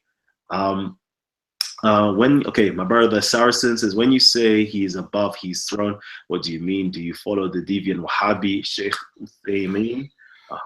There you go. My brothers, get at them. Suratul Ikhlas. Not Suratul Ikhlas. What am I talking about? Not Suratul Ikhlas. What am I talking about? Ayatul Kursi and Suratul Baqarah. Okay. This is real good stuff. Okay, you know what? We were supposed to, I don't know if we should do it, but we were supposed to go into the hidden history of the Prophet. And we're actually talking about Prophet Muhammad himself, peace be upon him, sallallahu alaihi wasallam. We was going to go into that. We was going to go into some powerful information that I'm pretty sure most of our Muslim brothers and sisters out there aren't actually aware of. We was going to go into the Hanifi sect, or the Hanifiyah, the religion of the Hanif, I say religion. It's not really a religion, but let's just say the religion of the Hanif. Was going to go into the education system. We was going to go into who they regard as their prophet or their sage or their wise man who teaches all prophets, so to speak. We was going to go into all that powerful information. We was even going to touch into the Abyssinian and the Ethiopian connection with the Nacian period, or the origins and the birth of Islam as a religion as purported by the Prophet Muhammad and his teachings, etc. We're going to go into some real powerful information regarding that, because I know we have a lot of Muslim, viewers that are on, that loves watching our show. Sometimes they like to critique, but sometimes they actually do love to watch the show, learn some information and exchange information with us, which we absolutely love when you actually can do that with us. So I don't know if we've got enough time, man, or if this is the show for it. Because we literally, man, we're hitting the 2-hour mark. I'm there getting tired and stuff. Trust me. So I don't know if we've got time to hit onto that. I know my brother Gabs was going through that information yesterday. Was it yesterday we was going through that information? Yeah, man, it was yesterday, man. We was going through that. It was last night, yes. Yeah, man, that's some serious stuff there, I think you might be in a dilemma, because boy, that would be a whole show in itself, Jeez. You know what I mean? Real. That's a big topic there. For real. Oh man. Imagine to hold it back. We're just gonna have to hold it back for you, Yeah. I have to hold it back. Hey, Tiffany, my dear, how are you? Tiffany. Hi. I didn't join too long ago, so I was just really listening in into the points that were made, and really I just wanted to say 2 things that I've heard so far. I heard Elnar, is that his name? Is that correct? Yeah. Speaking about Allah's power in creating from nothingness, and I was just saying that what do you perceive as nothingness? Because in order for there to be nothingness, there still has to be something. It's not possible for there to be nothing. So whether you perceive that as matter or energy, whatever, Allah would have created from something. So did he make something separate to himself in order to create what he's created, or did he use an aspect of his own his own entity to do that? Even so, what I would say, why is that separate from him as a being? Because like Gabriel was saying, that creates a void between his creation and his entity, and therefore how do we say there's a connection between us and God, Allah, however you want to perceive it? Yeah, that was kind of my points that I came up with as guys were talking about. Yeah, so I was just in the chat replying to messages and stuff, but you put me on blast, so yeah, that's pretty much what I was saying. Let's see. I don't know if you're there, my brother, if you could answer this. You know what, it's there for you to answer. Again, real quickly, this is what I wanted to do. Before you answer it, my brother, real quickly, I just wanted to share my screen once more and actually give you some sad news, actually, some real sad news. Yeah, sad news. Okay, so for those of you, again, you know, Times TV, we do conscious lectures, discussions, debates, and interviews. We try to put on a show weekly, at least once a week. You know, usually it's on Wednesdays. It's starting to migrate over to Thursdays and Fridays now. But we try to put on some great shows for you guys. If we get enough support, we could be able to do some more shows and more shows for you guys. Unfortunately, you know what? Yeah, YouTube is going real crazy right about now. Okay, it's a sad thing now. It's a mad thing and it's a sad thing at the same time. Basically, you know, there has been a big clampdown on what can be shown via YouTube, the advertisements, etc., etc. The things that used to keep the channel afloat is actually being taken away from the channel. So, for example, the ad revenue that used to just about break even with actually producing shows like this has literally gone down completely. You know, which literally doesn't even pay for, I don't even know, it doesn't even pay for my parking fines for going to Speaker's Corner, or parking tickets for going to Speaker's Corner. So it's, you know, it's really crazy what's going on right about now. So I thank you guys for actually supporting and doing the donations and all the things there, because it really helps to keep the channel alive. What's actually going on, what I really wanted to do, which I just realized now, I did see in my analytics that something was missing, but as I was going now into my popular videos and I was scanning through, I'm like, there is a big jump from 200,000 in my popular videos.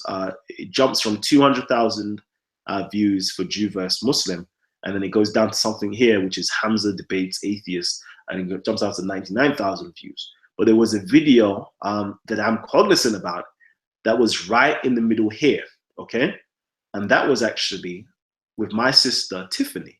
She was actually interviewing an atheist, and an atheist was giving his explanation of how he viewed things, how he viewed what gods are and the universe, etc., etc. But I guess that has been deleted from YouTube for some strange reason. So, Tiffany, I don't even know what's going on. That's kind of mad. That's real mad.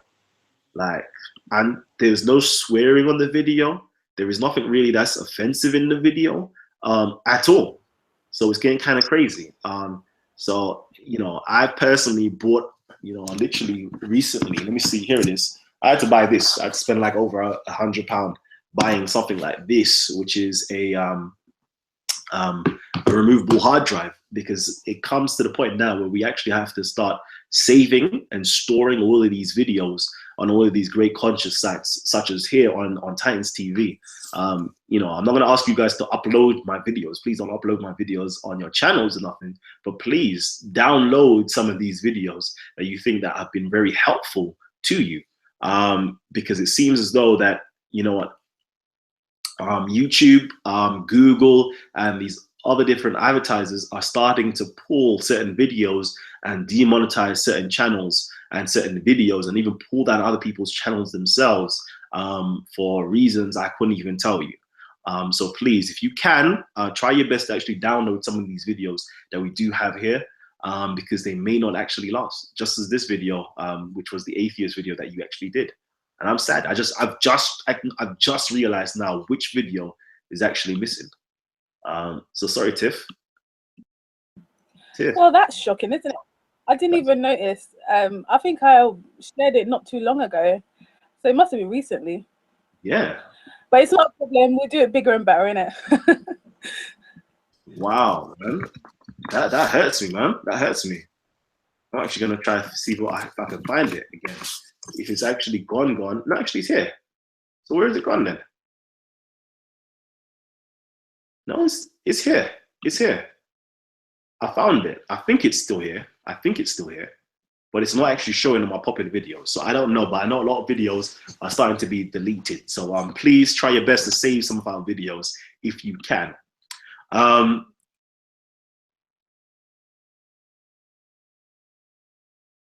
Okay, cool. I'm just trying to read what's going on here. Where were we? So yeah, please answer the question. Elna, if you remember. Thank you. Well, as far as I understand the question, well, it's for me, I don't know. Maybe for some people, some people maybe do not understand, but for me, it's quite straightforward. So if what I wanted to say that Allah does not need any instrument or anything to create. I wanted to say, for example, for us to create, actually a person cannot create, a human being cannot create, but we use that word anyways. So, for example, for us to construct a machine, we need something, we need material, we need metal and so on. But what I wanted to say, my point was that Allah does not need it. Allah just can't create it if He wills. Yeah, that was my point. And for me, I don't know.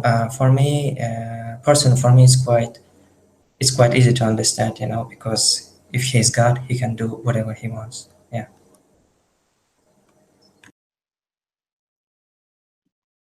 See, I don't want to do a dialogue where it's debating or anything like that, but I've always had a problem with that.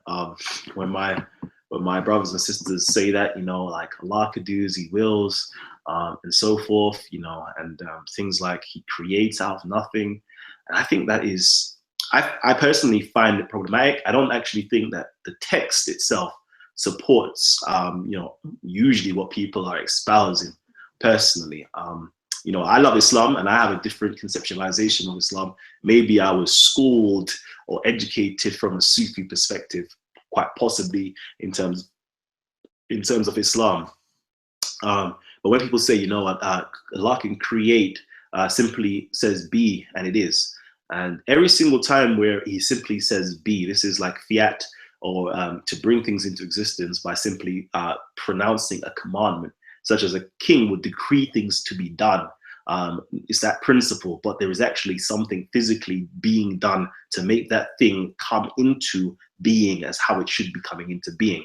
Let me put that into perspective. Every single time it says kun faya kun within inside of the Quranic text, we find the creation of Adam.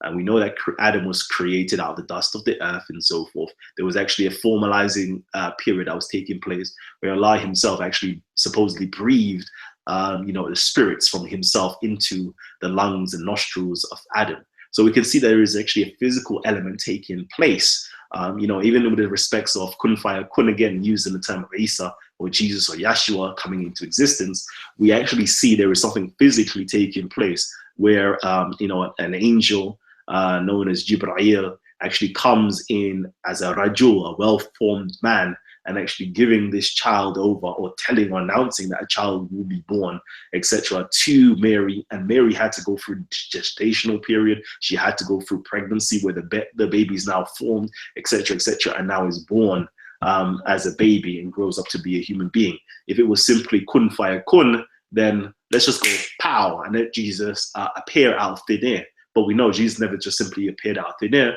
He had to go through the infancy or the fetus, infancy, adolescence, and to a well-formed or even become a well-formed man as well. So we see simply it's not just be and it is. There is be, and then there is a formalizing or a transformation of things coming into being.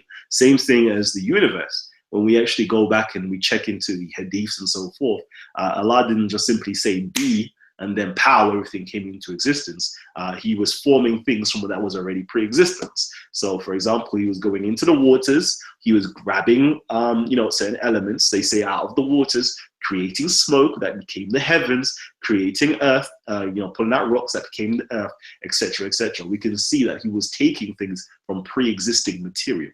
You can't be El Bari, you can't be the fashioner, you can't be the creator, because all of these attributes or principles presupposes that there is actually matter there to actually reconstruct or construct out of.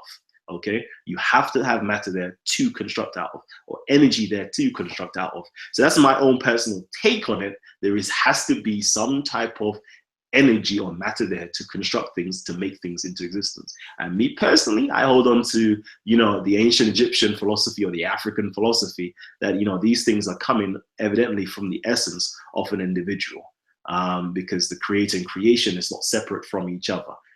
They are dependent on one another, but more specifically, they're actually dependent on the creator itself. My personal perspective. You can drop your own personal perspective, Sister Tiffany, if you can. I saw you. I was with you because that's kind of where I was coming from. Whether it's energy or matter, or you're saying that God creates the energy in order to create creation, it's still the same thing. It can't be nothing. There's never been nothing. So whether your perception on what that is different, that's fine. But that's why I was just as to what they believe that is and why they believe it's separate.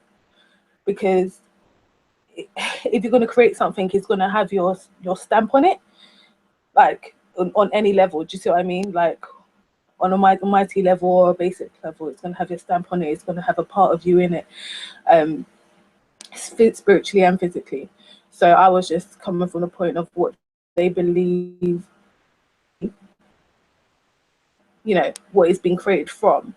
It can't just be nothingness because the entity says just be, so yeah, I was just you just put it eloquently, so I was just backing you up.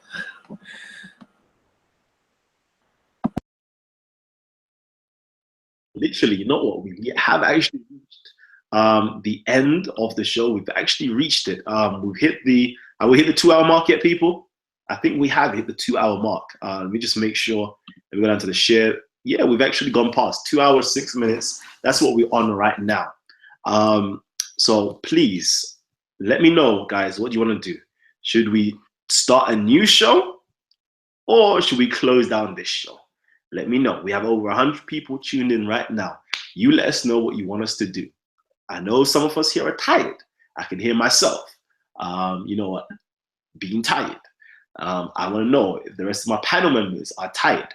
Should we close down this subject and start a new subject, or continue speaking? Or, should we hit the sack and let's go to bed? Let me know what you guys want to do. I'm waiting for you guys to let me know what to do. Big up to Titans TVs and Brother Kalam, and it's 600 plus, Brother Kalam. Wow. So over 600 plus people have come on and viewed the show so far. Over 600 plus people have come on to view the show. So I see a few people hitting the one as to say, continue the show, continue. But I don't know. You let me know, man. People saying stay.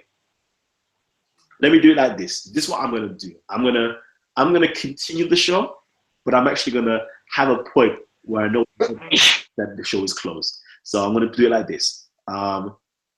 Thank you, everybody, for tuning in right now.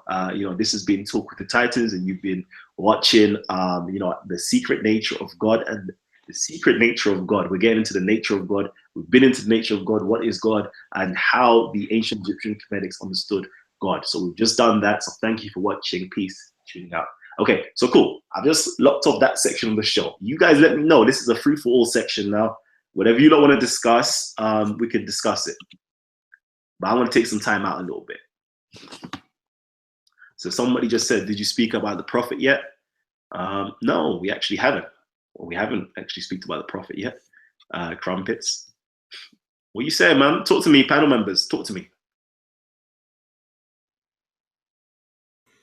I say we continue, man. I say we continue. I just got here, so I say we continue. Oh man. Yo. Yeah, Yeah. I'm down to continue. I'm down to continue, bro. All right, Yeah. Gabs, I'm gonna let you take the front seat, man. Go Whoa, ahead. whoa, whoa, whoa, whoa, whoa. Take the front seat. Yeah, brother. Nah, just throw me like that now. All right, this is what I'm gonna say. All right, I'm gonna look for a question. Anybody that has a question with inside of the comment section, let me know what the question is, or let me know what you would like us to discuss, and then we'll keep it flowing from there. Just tag my name, Titans TV, and then we'll go into this. Okay? For endless eons, there was only utter darkness. There was no earth or sky. There was only the infinite command of his will. There was no day or night, no moon, no sun. God sat in profound meditation. Wow, that's Sikhi text again. That is perfect. That just sounds like ancient Egyptian text. So it continues. There was no source of creation or powers of speech, no air or water. There was no creation or destruction, no coming or going. There were no continents, neither regions, rivers, or flowing water. Somebody says, the Hulk W says, speak on the prophet like the title says. So that's that. The ancient Egyptians worship the sun. So yeah, that's a good question. Did the ancient Egyptians worship the sun? Your thoughts about Prophet Muhammad, and please be frank. Okay, so we've got two things now. Did the ancient Egyptians worship the sun and Prophet Muhammad?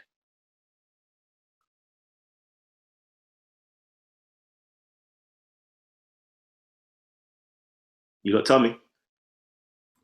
Are those the two questions? Yep. That's interesting. Yeah. I'll let Gabriel go first. Are those the questions, yeah? We can choose one of the two questions or answer both of them. You let me know.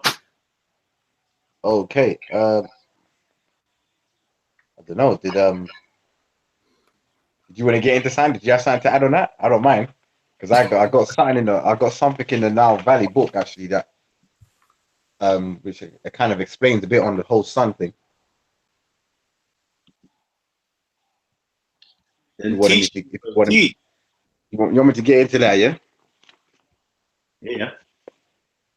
All right. All right. I'm gonna read it. I'm gonna read another passage.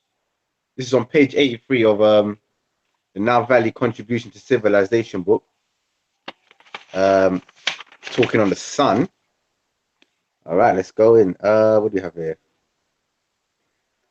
One of the most significant, important symbols in Now Valley, the worship of the sun was a very complex affair. It evolved throughout the ages. The people of Kemet not only deified the physical structure of the sun, but also considered its many different aspects, its light, rays. Various Neteru were designated to represent the physical sun, the power of the sun in the heavens, and the sun in its resting place. The representation of the sun as the support of its relationship to the earth. This planet and all the life on it exists because of the sun. The sun's light illuminates the sky during the day and overpowers the light of the stars, the Neteru deacons, which are always present, but cannot be seen because of its intensity of the sunlight. After the sun sets, its presence can still be seen reflecting off the surface of the moon and the planets that are millions of miles away. The sun, therefore, makes a fine symbol for the omnipresent power. The most significant sun nature was Ra or Re, who represented the creative aspect of God and whose visible expression is the sun. He was the principal responsible for all creation and was referred to in the sacred text as self-created and all-powerful. The term array of light refers to this nature. The sun nature was Amen or Amun, the personification of the sun after setting, when it was hidden. When it was hidden from view in the underworld, Amun was depicted as a man with the head and the horns of a ram. In the hieroglyphs, the words of God, later referred to by the Greeks as the hieroglyphs, sacred carvings. The word ram means concealment, and one of the common names of Amen was the concealed one. In modern language, the word Amen, which is often used at the conclusion of prayers, also means the hidden one. These two concepts are identical. Over the ages is the deeper meaning of the symbolism and the power of the word. Did you want to touch on anything there? Konsu, anyone? Yeah, definitely. I want to speak on that. Yeah, definitely. Yeah, with that question, when it comes to worship, I think a misunderstanding is the word worship, because we tend to take the word worship and give it a religious connotation. But we're talking about archaic people that had different means of social exchange, and they had an intimate and a simple relationship with nature. So they only showed, or what they wrote down or etched down, what they saw.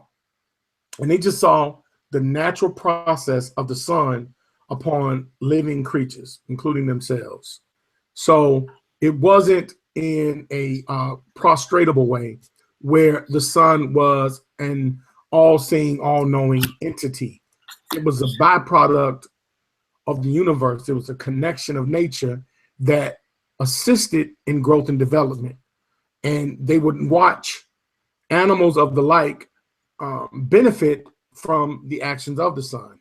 So it was a basic, unadulterated means of spiritual connectedness. However, the term worship is kind of an ambiguous word to put in context with the sun, because you don't see evidence of sun worship. You see evidence of the observation of the actions of the sun and how they were subject to it.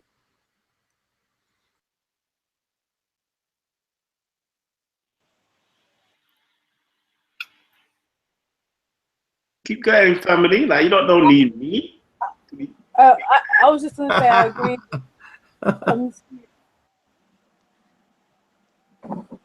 Can